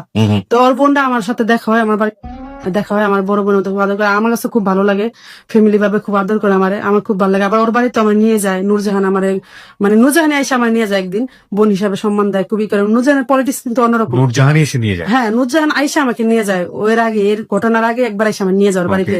ওর ঘর ওই বাড়ি থেকে নতুন বাড়িতে যখন আসবে, বিল্ডিং এর কাজ চলতেছে ওর, 7 তলা বিল্ডিং এর, মানে 3 তলা হয়ে যায়, 3 তলায় উঠবে মাংস আনলে, তখন আমার আনে, আমি আসার পরে প্রচুর কাজ করি ওর ঘরে। মানে আমার কথা হলো নূরজাহান আমার জানা ভাবে সত্যিকারই বোন, ওর সাথে আমার কোনো বৈধ সম্পর্ক নেই। তো নূরজাহানের সাথে আমার খুব ভালো একটা সম্পর্ক। তো জাফর আমার ওদের বাড়িতে আমাকে নূরজাহান 2 দিন ধরে রাখে রাত থাকার জন্য। আমি আইসা পড়তে চাই, জোর করে ধরে কান্নাকাটি শুরু করে দেয়। তো আমি না বাধ্য হলাম, আমি কারো কান্না দেখলে সহ্য করতে পারি না, আমি কাছে ঠিক আছে। তো 4টা-5টা রুম, তো ওদের রুম আরা থাকে, আমি ওদের বাচ্চা কাচ্চা সবলে আমি থাকি, ওর মেয়ে, বড় মেয়েটা আমার মেয়ের সমানই, আর আমি ওর ছেলে সব, আর বড় ছেলেটা আলাদা রুমে হয়। তো শুইতাম। জাফর একেবারে আপন মানুষ যেভাবে দেখে সেভাবে দেখছে, একেবারে মনে থেকে আমার রক্তের কেউ ওরা। তো ওর বোন আসছে এর মধ্যে, আমার লোকে ভালো পরিচিত। তো ওর বোনটা আমি বলি কি, আপা আমার বলে জানো হালিমা, এর মধ্যে দুঃখ প্রকাশ করে, ওর বোটা দেয় না, ও সুখী না, প্রচুর মানে এর মধ্যে জাফরও আবার ঝগড়া বিপদে তো বোনের কাছে সব বললো, মারামারি হানাহানি চলতো ঘরের মধ্যে সবসময়। তো ওর বোনে কিছুটা বুঝতে পারে ওখানে প্রকাশ করে দিল আমার সামনে। প্রকাশ করার পর জাফর কান্না করতেছে, চোখে পানি পরে। আর কয়, আপা একটা কথা কই, এই যে মেয়েটারা দেখতেছো না আপা, ও আমার জন্য একজন চরম অপমান হইছে। আমি যদি কোনদিন না থাকি আমার জায়গায় ওরা দেখবা, তোমাদের কাছে একটা অনুরোধ আজকে। দেখো চোখের পানি পড়তেছে ও জোরে, আর বললো আপা আমি তো সুখী না কোনোদিনই, তোমরা তো দেখো তো। হ ভাই, ওর বোনও কান্দতেছে, ও কান্দতেছে হাসপাতালে বসে। তা আমার ওই ফাঁকে জাফর কি করলো, 100 টাকাতে একটা টিকিট করে আমার পেটটা হাসপাতালে এনে দেখাইলো। হালিমা কিছু মনে করো না, তোমার আমি একটু। তা আমার কাছে কেন জানি মনে হলো এটা আল্লাহর রহমতে দাঁড়াইছে, কারণ আমি অনেক ভুগতেছি এটা নিয়ে। কেউ কেয়ার করে না। ওনার কাছে ফোনে বলি কয়েকবার, উনি অতটা কেয়ার করে না। তো আমার কাছে মানে এটা অবহেলা পাত্রের মতো ছিলাম তখন আমি। তো ওই ডাক্তারখানাতে নেওয়ার পর ডাক্তারে বলে কি, ইমিডিয়েটলি মামনি তোমার অপারেশন করতে হবে, নাহলে বড় ধরনের কোনো ক্ষতি হবে তোমার। পেটের মধ্যে এত বড় হয়ে গেছে একটা চাকা। আমার না ভয় লেগে গেল, আমার 3টা বাচ্চা আছে, আমার যে বিছনায় থাকে আমি এর মতো মানে হয় না।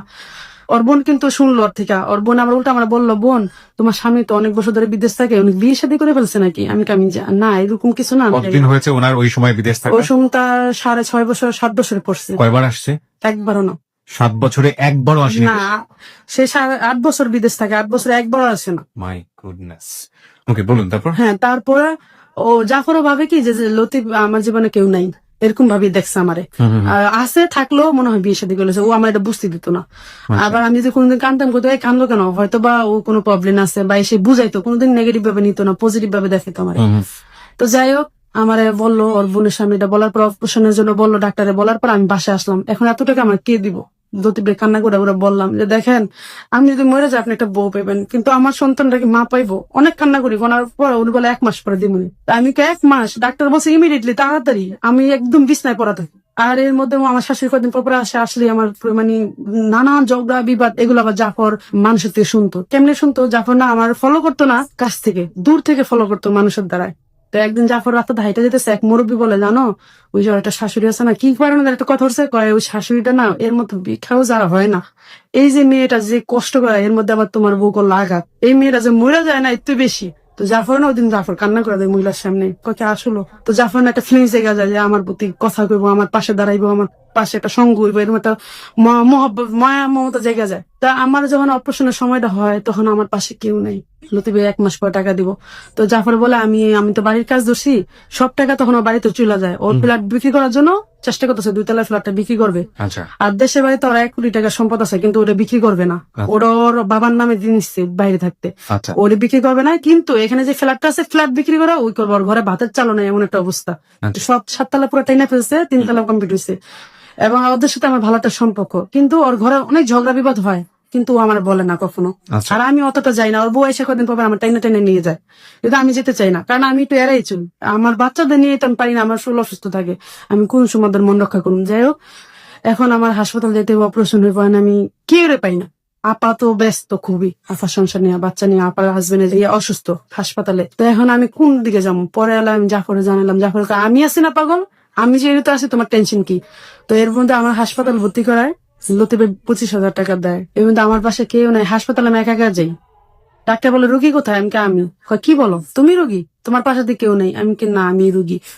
অসম্ভব জিনিস তো, নিজের অপারেশন নিজে করতে এলো, কেউ নাই। পরে আমি অপারেশন রুমে যখন যেদিন আমার অপারেশন, তখন আমি জাফরের অনুরোধ করি, ভাই আমি জাফর আপনি কি আমার পাশে একটু থাকবেন? আমার পাশে কেউ নাই, আমি খুব অসহায়। আমি খুব কান্না করে দিই তার কাছে, প্রচুর কান্না করি। সে আমার ধরে কে এই পাগল, আমি আছি না, আমি আছি, আমি একজন দুঃখী, তুই একজন দুঃখী, আমরা আমাদের পাশে আল্লাহ স্যার, আমরা আছি দুজনের পাশে দুজন, তুই টেনশন করিস না, তুই যা অপারেশন রুমে। যখন অপারেশন রুমে যাবো, তখন দেখলাম দরজার সামনে শুধু ওই ব্যক্তিটা, আমি আর কেউ রে পেলাম না। এই তখন আমার বিয়ের বয়স চলতেছে 12 বছর, 1 যুগ। তো 1 যুগের মধ্যে আমি যে সাধনাটা করে আসছি এই ফ্যামিলির জন্য, যে পরিশ্রমটা আমি করে আসছি অবস্কালের থেকে, কিন্তু ওই সময়টা আমার কাছে কেউ নাই, ওই ফ্যামিলি কেউ ছিল না, কেউ না, কেউ না। This is very important point, প্রিয় শ্রোতা। মানুষের যখন খুব সেন্সিটিভ টাইম যায়, সেই সময়টাতে যে মানুষটা পাশে এসে দাঁড়ায়, তার প্রতি এক ধরনের বড় রকমের দুর্বলতা তৈরি হয়, এবং এটা সব মানুষের জন্যই সত্য। আজকের এই জীবনের গল্পটা অনেক অনেক অ্যাঙ্গেল থেকে গুরুত্বপূর্ণ। একজন মানুষকে খুন করে ফেলা শুধুমাত্র নয়, একজন মানুষকে জীবনতেও মেরে ফেলা, কিংবা তার চাইতেও বেশি কিছু, অনেক কিছুই পাওয়া যাচ্ছে আজকের এই জীবনের গল্পে। এবং দিস ইজ রিয়েলি রিয়েলি মানে হার্ট টাচিং। আপনি যেটা বলছিলেন, তারপর তো অপারেশন ঢুকতে আমার ডাক দিল, ডাক দেওয়া কি এদিকে আসো হালিমন, আজ থেকে তুমি আমার বন্ধু, আমি তোমার বন্ধু। তুমি কোনোদিন ভাববা না তুমি একা আছো। এটা কান্না করে দিল আমার হাতটা দুরা। আর আমিও না অনেক কান্না করলাম, মনে হলো কি বাবা মার ঠিকানাটা বুঝি এখানেই পাইলাম, আর কারোর মধ্যে পাইলাম না। তো গেলাম অপারেশনে, যখন ঢুকি তখন ভাবলাম যে মানুষের অপারেশনে ঢুকতে গেলে দেখি বউ আদর করে, শাশুড়িরা মায়ের আদর করে ধরে কান্না করে, স্বামীর আদর করে বুকে নেয়। আমার কেউ নাই, এই মানুষটা ছাড়া আর আল্লাহ ছাড়া। আমি আবার ঢোকার আগে একটা কথা বলছি তারে, আমি যদি অপারেশন রুমে চোখ মেলি, যদি আল্লাহ আমার বাঁচায়, তাহলে সবার আগে যেন আমি আপনার চেহারাটাই দেখি। সেটা বলে আমার মনের গভীর থেকে, কেননা সেই আছে ওই জায়গাটায়। তো গেলাম, তো উনি সকাল থেকে বিকেল পর্যন্ত অপেক্ষা করে ওই গেটের সামনে বৈশা বৈশা, খাওয়া নাই দাওয়া নাই। সে কি করলো, ওই যে যখন আমার দেখানো একটা লোক তো দেখতে দেয়, ওই যে ওই কথাটা কিন্তু তার সাথে আমার ছিল ঢোকার আগে, যে আপনি কিন্তু, আমি যে না চোখ মিলে আপনাদের দেখি। ও কিন্তু ওই আসে কিন্তু বসে আছে সকাল থেকে একদম বিকেল হয়েছে, ওর খুব খারাপ লাগছে। একটা ফোন এসে ওর বই ফোন দেয়, দূরে বাইরে গেল গা। এর মধ্যে আফা যায় ঢুকে দেখালা। ও আয়সা কি করলো, আফা আপনি দিয়ে খেলাইলেন, মানে ও খুব পাগলের মতো করতেছে, আফা আপনি দিয়ে খেলাইলেন, মানে ও কথাটা রাখতে বলো না, খুব মানে চোখ মুখ লাল হয়েছে, আর চোখ জল এসে বসে, পানি এসে বসছে। আফা না হাইসা দিচ্ছে এক হিসাবে, মানে ও একটা পোলাপানের মতো কাজ কাম করতো, আর খুব আচ্ছা। অবুঝের মতো কাজ করতো, মাঝে মাঝে কথাবার্তা বলতো। তা যাই হোক, আমার অপারেশন বের হয়ে আসার পর, রুমে আসার পরে ও বাসা চলে যায়, আমার লোক আর দেখা হয় না। ওর রুমে কিন্তু ঝগড়া আসছে সারাদিন, আছে অশান্তি আছে, ওর ছেলের গায়ে হাত উঠায়, মেয়ে টর্চারিং করে, ওয়াইফ টর্চারিং করে। এই ধরনের সংসারের থেকে তো একজনকে সময় দেওয়া বহুত কষ্টের ব্যাপার। জি। তারপরে ও দ্বিতীয় একটা ভালো মানুষ হিসেবে, আমার শাশুড়ি কিন্তু যখন শুনছে আমার অপারেশনের কথা, আস্তে করে ঘর থেকে বেরিয়ে গেল। আর যখন আমি বাসায় আসলাম, তখন তার ছেলে তারে পাঠাইছে আমাদের দেখতে। সে কি করছে, আইসা এমন টর্চারিং শুরু করে দেয় আমারে, দরজা মজা লাগাইয়া মরিচ তালা শুরু করে দেয়। আর আমার অপারেশনটা মানে হওয়ার পর কাঁচা না, মানে আমার প্রচুর শ্বাসকষ্ট উঠে যায়। ওই যে অনেক মেডিসিন টেডিসিন পাই, এই জন্য আমার শ্বাসকষ্ট যায়, আমি মানে মরে যাওয়ার অবস্থা। সে কি করে মরিচ তালে রাতের 1টা বাজে, এবং দরজা জানলা আমার মেলতে দেয় না। আমি খুব কঠিন অবস্থায় আছি। তো এদিন ভাবলাম যে আজকে যদি আমার মা হইতো তাহলে কেমন করতে পারতো। আমি প্রচুর কাঁদতেছি আর করতেছি। তো সারা রাত আমার ঘুম আসে না। আমি কি করছি, টিভিটা সাইডা মানে সাউন্ড মুট করেছে। সে আমার এমন একটা জারি মারলো যে রিমোটটা হাতে পড়ে যায়, আমি একটা সিপ রেখে উঠি। মানে তার ভাষা খুব খারাপ, পরে খুব খারাপ ব্যবহার করলাম। আমি তাড়াতাড়ি টিভিটা বন্ধ করে দিলাম। অন্ধকার রুমে একটা মেয়ে মানুষ, শ্বাসকষ্ট, তার প্রচুর পরিমাণে অপারেশন রোগী, চারপাশে সব বন্ধ, তার কি অবস্থা হইতে পারে তার, এটা কি একবার ভাবা যায়? এটা কি যে একটা কষ্ট করতে বলা মানে। তখন আল্লাহরে বললাম, আল্লাহ আমার মৃত্যু দাও, এই সংসার আমার আর ভালো লাগে না। তারপরে লতিফ আমার কয়েকদিন ধরে ফোন দেয়, আমি ফোনও ধরি না, কষ্টে ধরুন না, যা এরকম স্বামী দরকার নেই আমার, যে স্বামী এত বলতেছে আসে না। আর সবাই বলে বিয়ে করে ফেলছে, এর মাও মাঝে মাঝে বলে যে মনে হয় বিয়ে করে ফেলছে। এর সাথে আমি রাগ করে কথা বলি না। এদিক দা সংসার আর্থিক অবস্থা পুরে গেলাম অনেক। এদিক দা ওর মা একটা অভ্যাস কি, 4-5 পদের তরকারি নাহলে ভাত খায় না। আর এত দামের বাজারে তো এই মুহূর্তে সম্ভব না আমি এত কিছু মিলানো। হ্যাঁ, তো আমি যখন এই অপারেশন অবস্থায় গিরি গিরি বৃষ্টি হইতেছে, আমি কি করলাম, এই অপারেশনের পেট ধুইরা আস্তে আস্তে বাজারে যাই, বাজার করি, বৃষ্টিতে ভিজে যায়। এটা আবার জাফর ফলো করে দূর থেকে, কারণ ও যে বাজারে বাজার করতো আমি সেই বাজারে একই বাজার। ও দূর থেকে দেখে না, ওর খুবই কষ্ট লাগে যে এই মেয়েটারে আমি অপারেশন করে আনলাম, আজকে ওর পাশে কেউ নাই। আজকে একটা ফ্রিজ থাকলো তো সেইটা বাজার তাইতে না। আর শাশুড়িটা এত জ্বালায়, শাশুড়ি তো পারে একটু বাজারটা করতে, ওকে করে একটা ফ্রিজ কিনে নিয়ে আসে আমার বাড়িতে। এইখানে আবার আমার একটা মায়া লেগে যায়। আমি না, এই ফ্রিজ আমি নিতে পারবো না। হালিমন, কত টাকা কত মেয়ে করি, কুত্তা কুকুরে খাওয়াই, কোনো মূল্য পাই না, জানোয়ারের মতো রূপ করে সবাই আমার সাথে। আমি বুঝি তোর দুঃখটা, তুই আমার প্লিজ তুই ফ্রিজটা গ্রহণ কর। আমি না, আমি এটা গ্রহণ করতে পারবো না। ফ্রিজ দেয়? ফ্রিজ, হ্যাঁ, জানি আমি বাজার না বাইরে হতে হয়, অপারেশন যে আমার, এই জন্য। তো ফ্রিজটা আমার ঘরে দেওয়া হয়, ওয়ালটন ফ্রিজ কিস্তিতে নেয়। ও অনেক কষ্ট মেলে থাকে, ওই কারণ ওর ফ্ল্যাট বিক্রি করতে হইতেছে বাড়ির কাজের জন্য। তা আমি চিন্তা করলাম, আসলে আমি প্রচুর কষ্ট হয়, আমার শ্বাসকষ্ট লেগে অপারেশন লেগে রাস্তা বেরোতে। তো কেউ তো বোঝে না, বা আমার বোন একদিন এসে আমার বাসায় চুক্তি দেয় না, কারণ সেও ব্যস্ত তার সংসার নিয়ে, তার স্বামীর অবস্থা খুব খারাপ। এখন আপার পাশেও কেউ নাই, আপার সংসারটা উপরে দিতেছে। এখন আমারও সংসারের জামালা আমার গাড়ায় পড়তেছে, আপা যে হেল্পটা করতে পারতেছে না। লতিফ যে টাকা দেয় সেটা তো আমার হয় না, আমি কোন দিকে যাবো? বাচ্চা ইংলিশ মিডিয়াম পরীক্ষা, দুনিয়ার টাকা লাগে, প্রতি মাসে 7,000 টাকা লাগে ওর পিছনে, আপা দিত, এটা দেওয়া বন্ধ হয়ে যায়। এখন আমি এদিকে দিব না সংসারে চালামো? আর জমানার তো কোনো ভ্যালু লেছে, কোনো ইয়ে নেই আমার। এখন আমি পুরো যে একটা ফেরে, ও ফ্রিজটা কিনে দিয়ে আবার কি করে মাঝে মাঝে বাজার করে গেটের সামনে ফেলা চলে যায়। ও আমার বুঝতে দেয় না, কিন্তু অনেকে কই বাজার কার। ও ফোন দিয়ে বলে, হালিমা আল্লাহ দোহাই লাগে তুমি বাজারটা ঘরে নাও, আল্লাহ তোমার দেখো তুমি এর সময় বাইরে হনো। তোমার সমস্যা হইব। আমার কাছে না নিজের কাছে খুব খারাপ লাগে যে একটা পর পুরুষে, মানে লোক ভালো, মানুষ তো খারাপ ভাবে নি। মানুষ খারাপ ভাবে ও তো আমার বাজারটা দেয়, আমি কিভাবে নিব? আপনি তো আপনার জায়গায় অসহায়, সমস্ত রকম ভাবেই অসহায়। সমস্ত ভাবে অসহায়, কেউ আমার পাশে নেই। না দুলাভাই বেডে পড়া, হুম। বাবা তো থাকে সৎ মায়ের ঘরে, না, বাবা মারা গেছে এর মধ্যে। বাবা এর মধ্যে মারাও গিয়ে আরো আগে লতিফ যাওয়ার আগে মারা গেছে। আর মারা গিয়েছেন। যাই হোক, সে পাঠাতে আমরা আনিনি এখানে। এবং সব দিক থেকে অসহায় একজন মানুষ। আমি 8 বছর যাবত দেশে ফেরেন না, 6-7 বছর যাবত তখন কোনো খোঁজ খবর নেই। খোঁজ খবর বলতে দেশে ফেরেন না আর কি। দেশ ফিরে না, টাকা পয়সা দেয়, টাকা মানে পয়সা দেয়, যেটা কোনো আমার রকম বাচ্চাদেরই হেঁটে হয় না। চলে, হ্যাঁ। This is very terrible moment. একজন লোক তাকে হেল্পের হাত বাড়িয়ে দিয়েছে এবং ওই মানুষটা সবচেয়ে ক্রিটিক্যাল মোমেন্টে তখন পাশে। ওই মানুষের প্রতি সফট কর্নার জন্মানো খুবই খুবই খুবই স্বাভাবিক। আমি ঠিক জানি না সামনের দিকে কি হয়েছে, বাট আমি শুনতে চাই। হ্যাঁ, বলুন। হ্যাঁ, তারপর তারপরে আবার এই দিকে দেখি আফা কান্নাকাটি করে, মোবাইলে ফোন দিতে। আফার কাছে কি আমার কষ্ট বলবো না তারটা শুনবো? শাশুড়ি করতেছে অশান্তি। আমার একটা মার প্রতি ভালোবাসা অন্যরকম, যে আমার মা যদি থাকতাম এরকম করতাম। তো এটা না আমার শাশুড়ির প্রতি অনেক দেখাইতাম। তো 7 বছরে 7টা ঈদ গেছে এবং কোরবানি নিয়ে তো 14টা ঈদ গেছে, 2টা ঈদ বছরে, তাই না? তো প্রতিটা ঈদ দিয়ে আমি তার কাপড় চোপড়টা রেডি রাখতাম। সে কি করতো, আমার প্রতি ঈদে কাম দিত আমার শাশুড়ি। তো ওই ঈদে আমার না, আমাকে এবার ঈদে যেন সে কোনো পয়েন্ট না পায় আমার। সে তো টাকা দিতেছে না। এখন আমি জাফরে বলি, জাফর একটা বন্ধুর মতো সে, আমার তো এই অবস্থা। এখন আমার যদি আমি ছায়া ব্লাউজ না বানাই দিই, তাহলে কাপড় দিয়ে ফিনবো না। প্রতি বছর জবা করে, আর 25 রোজা 20 রোজার পরে তো ছায়া ব্লাউজ বানাবে না। এখন আমি কি করুম? কয় লতিফ তো টাকা দিব, এখন আমি তোমার কিছু টাকা দিই, তুমি মার্কেট করো, পর আমার দিয়ে দিও। আমি কই, না না। কয় কি, না তুমি নেও, তুমি আমার দিয়ে দিবা, সমস্যা কি? আমি কই, আচ্ছা ঠিক আছে। মার্কেটে গিয়ে গেলাম আমার বাচ্চাদের নিয়ে, বাচ্চাদের দুজনের ড্রেস কিনে দেয়। আর ওনাদের আগে কাপড় কিনি, সবাই জিজ্ঞেস করে যে সবচেয়ে ভালো শাড়ি কোনটা। একটা মুরব্বী জিজ্ঞেস করে, ওনার জন্য একটা গোলাপির মধ্যে হালকা ঘিয়ে গেল মধ্যে শাড়ি আনি। আনার পর উনি সবাই বলে লাল একটা বেনারসি আনছে আমার লেগা।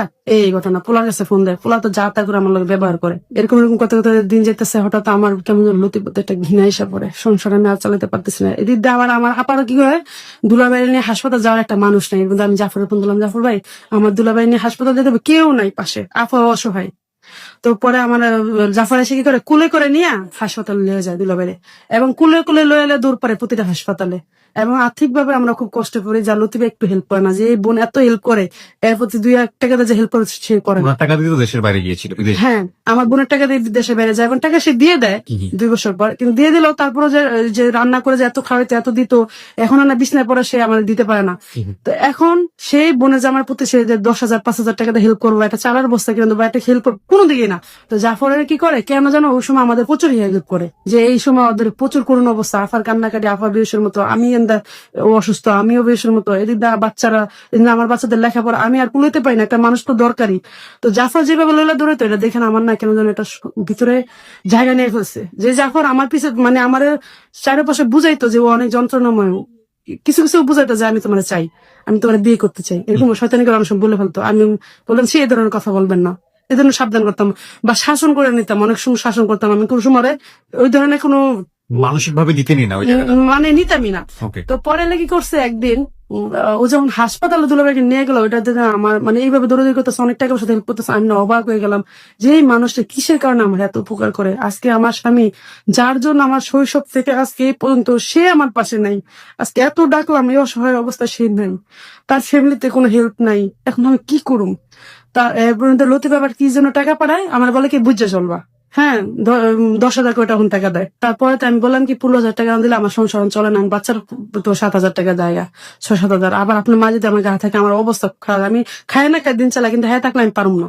তো সে না এটা মানে সে ভাবতো ওই আগে সদাই বুঝি, আগে সময় দিনই বুঝি, অল্প টাকাটা সব হয়ে যায়, সেটা আমার মাথায় নিত না। আসতে বলে যে আসবো না। তা আমি এটা কেমন যন্ত্রণা, এটা আপার যন্ত্রণা, এটা আপার চোখের পানি যাই দেখে আবার মরিচ দিয়ে ভাত খায়, সেটা আমার ব্রেন এত আঘাত করে যে আজকে জাফরের জায়গাটা এত শূন্য, বুকটা ওর কষ্ট, চারপাশে আকার। আমার বান্ধবী আমাকে কসম দেয় যে তুই বলিস না ঘটনাটা, এরকম জাফর একদিন জাফর প্রচুর আমার পিছিয়ে, মানে আমি যে কেয়ার করতাম না, যেন জাফর ওর কাছে যেই কামতো। মানে জাফর যে কোনো ভাবেই আপনাকে বিয়ে করতে চাইতো। আমার কাছে নিতে চাইতো, যে ওর পাশে তো কেউ নাই, আমি ওর পাশে দাঁড়াতে চাই, ও তো এত অসহায়, আমিও অসহায়। তা আমরা একটা ঘর বাঁধি, যেহেতু আমিও সুখী না সংসারের দিকে। মানে ও তো ওর বোর মন পাই না, ওর বউ ডাইরেক্ট ওই লোকের সাথে খুব ভালো অ্যাফেয়ার। মানে ও জানে ওর এর মধ্যে আবার ওর বউ ফ্ল্যাট বিক্রি করে 9 লাখ টাকা নেয়, মানে অত্যাচার করে প্রচুর ঘরের মধ্যে। তো ঠিক আছে, আমরা ওই সিনারিটি জায়গাটা এবার নাই পাগলাম, কিন্তু আচ্ছা, একটা যাই হোক। বুঝতে পেরেছি যে উনি সাংসারিক ভাবে কোনোভাবেই হ্যাপি ছিলেন না, সেটা প্রথম পরিচয় থেকে বুঝতে পেরেছি। হ্যাঁ, তো যাই হোক, ও কি করলো, ও বলে যে হুমায়রা ওর বল না, ওর যেন এইভাবে কষ্ট না করে, ও যেন আমার জীবনে আইসা পারে। তো হুমায়া ভাই কয় কি, কয় আপনি একটা পাথরের পাল্লায় পড়ছেন, ওর জীবন ওর মন নরম করবো না এই দিক দিয়া। ওর বাচ্চা সন্তানরা অনেক ভালোবাসে সংসারে, ও দেখেন না কিভাবে পরিশ্রম করে সংসারে, এরকম কেউ করে? কয় হ্যাঁ আমি খুব ধন্য, এমন একটা স্ত্রী লতিফ পাইছে যা মূল্য লতিফ দিতে পারতেছে না। এইটা যদি আমি পাইতাম আমি মাথায় রাখতাম, ওরা বল না। তো ও কি ওর একটা পলিটিক্স করে কিনা আমি জানি না, ও আমার বলে কি, হালিমা ওর বাবা আমার মারা যায় কদিন আগে, তোর একটা কথা বলে আমি কি, ও আবার আমার স্বামীর সাথে মাঝে মাঝে কথা বলতো লতিফের সাথে। তো আমার কয় কি জানো আমি সিমটা কেন বন্ধ করছি? আমি কি, কেন?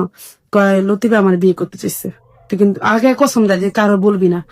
আমি আবার হাইসে উড়া দিই, কারণ আমার ভিতরে কিন্তু খেলতেছে যন্ত্রণাটা, কিন্তু আমি বলি না, কারণ এরা শুরু করা যাবো না। আমি ধর ফান করছে, তুই এখনো সময় আছে, যা পরে বিয়ে করে 8 বছর হয়ে গেছে তোর, এই যে তোর 17 বছর বয়সে তোর থুয়ে গেছে, আজকে তোর একটা পূর্ণ বয়স যা দাঁড়াইতেছে, এখন তোর প্রতি কি কেয়ার করতেছে সে? একবারও সে আসে না। তুই একবার চিন্তা করতো, তখন না ভিতরে একটু বেন্ড লাগে কথাটা, যে দুলাভাই বিপদে, আমি অপারেশনের রুমে, ওর একটা ফ্যামিলি আসলো না, আজ পর্যন্ত একটু হেল্প করলো না কারো আমার ফ্যামিলির প্রতি। এত পাওয়ার পরে একটা সন্দেহ ঢুকে যায় ভিতরে, কষ্টটা ওর বুঝতে দিই না আমি। ওরা একটু ই করে বুঝতে আসে পরে, কেন ফাইজান গেছে। পরে দিদি আবার দুলাভাইয়ের অবস্থা খুব খারাপ, জাফর যেভাবে খাটে ওটা দেখে না আমার এত মায়া লাগে বলার বাহিরে। আবার আমাদের প্রতিটা মানুষের, মানে আমার আফার ঘরে আমি একদিন দেখি, আফা যায় দেখি কি মরিচ, আমার ঘরে কিন্তু অভাব, আমি যাই দেখি আমি হেল্প করুম কি দিয়া, যা দেখি আফা মরিচ দা ভাত খেতেছে, আমি দেখি আমার যে বোন মাংসের চাকা দুলে ই করতাম, আমি ওর ঘর থেকে মাংস চুরি করে মাইছেড়ে দিতাম, চাল চুরি করে মাইছেড়ে দিতাম, মাইছেড়ে হেল্প করতাম। আর সেই বোন আজকে এত কষ্ট করে সাথে সাথে ব্যাক করে ঘরে এসে আমি লতিফ বেফার এতটুকু বলি, আমি 15,000 করে টাকা চাই। কেন চাই? আমি যেন একটু আফার হেল্প করতে পারি।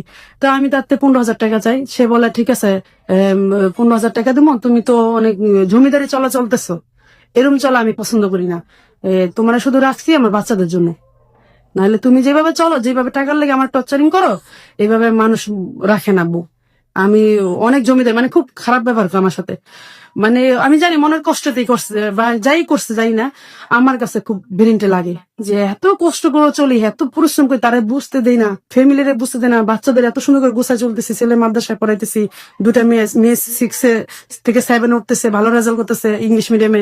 আর সে কিনা আমার এইভাবে বলে, ইংলিশ মিডিয়ামে 3 বছর ধরে তখন বাচ্চা দায়িত্ব নিছি আমি, এর আগে আমার বোনই সব খরচ করছে সবার প্রতি। তো এখন আমি মানে মনের কষ্টে আমি তারপরে একটা হিট হিসাবে আমি বুঝি করে দেবো, তুমি যখন সবসময় আপার দিকে ডাকো, আপাও তোমার দিকে ডাকায়, এখন তো আপার কিছু নাই, আমি কার দিকে যাবো? তো যাক, তোমারও মুক্তি করে দেওয়া যায়, আফারও মুক্তি করে দেওয়া যায়। মনে একটা কষ্ট, আফার আবার একটু বললাম, আফা তোমার বাড়িতে আমার একটা রুম দিবা, তাহলে মনে হয় আমার কথা হলো আমার আপার লগে আমি এক লগে খামো, তাহলে হয়তো বা ঘর বেড়া বেঁচে গেলে আমরা একসাথে রান্না বান্না করে খেতে পারো, তাহলে একটু কেটে যাবো। আফার না আমার লোক খারাপ ব্যবহার করে, কয় তোর জামাইরে পাইলা তোর জীবনটা নষ্ট করে দিছি, এখন তোর গরুটায় আরো জীবনটা নষ্ট করে দিন, দরকার নাই, তুমি দূরে আসো, এমনি থাকো, তুমি বোন তোমার পোস্ট দিন, তোমার জামাইরে আমি আর পোস্ট দিতে পারবো না। এইভাবে সে কথাটা বলে, বিরন্তি লাগে যে আমার বোন তার আমার স্বামীর জন্য কি আমাকে রাস্তাঘাটে ফুরে থাকুন দেখে কি সে আমার মূল্য দিব না? আমার কাছে এত খারাপ লাগলো, যা তো তোদের যদি দিয়ে তাকে, তোদের দিয়ে তাকে আসলে একটা ভুল কাজ করলাম না, আমি রাস্তার মধ্যে পাগলের মতো হাঁটতেছি আর কান্না হতেছে, লতিফ আমার মোবাইলে খারাপ ব্যবহার করে আমার সাথে, কয় তোমার মতো স্ত্রীকে নিয়ে আমি সংসার করি ঠিক কা, খুব খারাপ ব্যবহার করে। তখন রাস্তা রাস্তা হাঁটি আর কই, এর মধ্যে জাফরে আবার আফা ফোন দেয়, দেখো জাফর হালিমনের মনের অবস্থা খুবই খারাপ, চিৎকার করে কানলো, দেখলাম গর্তে বেড়ে গেল, ও কোনো অ্যাক্সিডেন্ট ঘটালে ভাই দেখতো। তো জাফর আবার জানতো আমি একটা জায়গায় সবসময় বসে কান্না করতাম, তো ও মাঝে মাঝে দেখতো ওই জায়গায় কান্না করতাম, মানে ওই জায়গায় কি করলো, জাফর গেল, যা দেখে হ্যাঁ আমি ওই জায়গায় বসে কান্না করতেছি। পরে যায় বলে, হালিমা শোনো, পুরুষ মানুষ যখন বিপদে থাকে অনেক জ্বালাই থাকে, হয়তোবা জিদ্দের মাথা তোমার কথাই বলছে, হয়তোবা এটা আমার মনের কথা না। আমি দেখেন আপনি তো আমার মনের কথা জানেন না, আমার ভিতরের খবর জানেন না, আপনারা কইতে পারি না, কারণ আমি শুরু করতেও চাই না। হালিমান এরকমই মানুষের জীবনটা হয়। আজকে দেখো নুরজাহান আমি এত ভালোবাসি, 14 বছর সিঙ্গাপুর থেকে 13 বার আসি, 5.5 ভরি স্বর্ণ গায়ে দিছি আমি, কোটি লাখ লাখ টাকা পাঠাইছি, আজ পর্যন্ত তার কাছে আমি সকালের নাস্তাটাও পাইলাম না, একটা কাপড়ও সে আমার আজ পর্যন্ত দিয়ে পড়াইলো না, সে কোনোদিন আমার মূল্যই দিল না স্বামী ভাবে। এই যে পায়ের ব্যথা ঘরে পুরা থেকে সে আমার কেয়ারই করে না। হ্যাঁ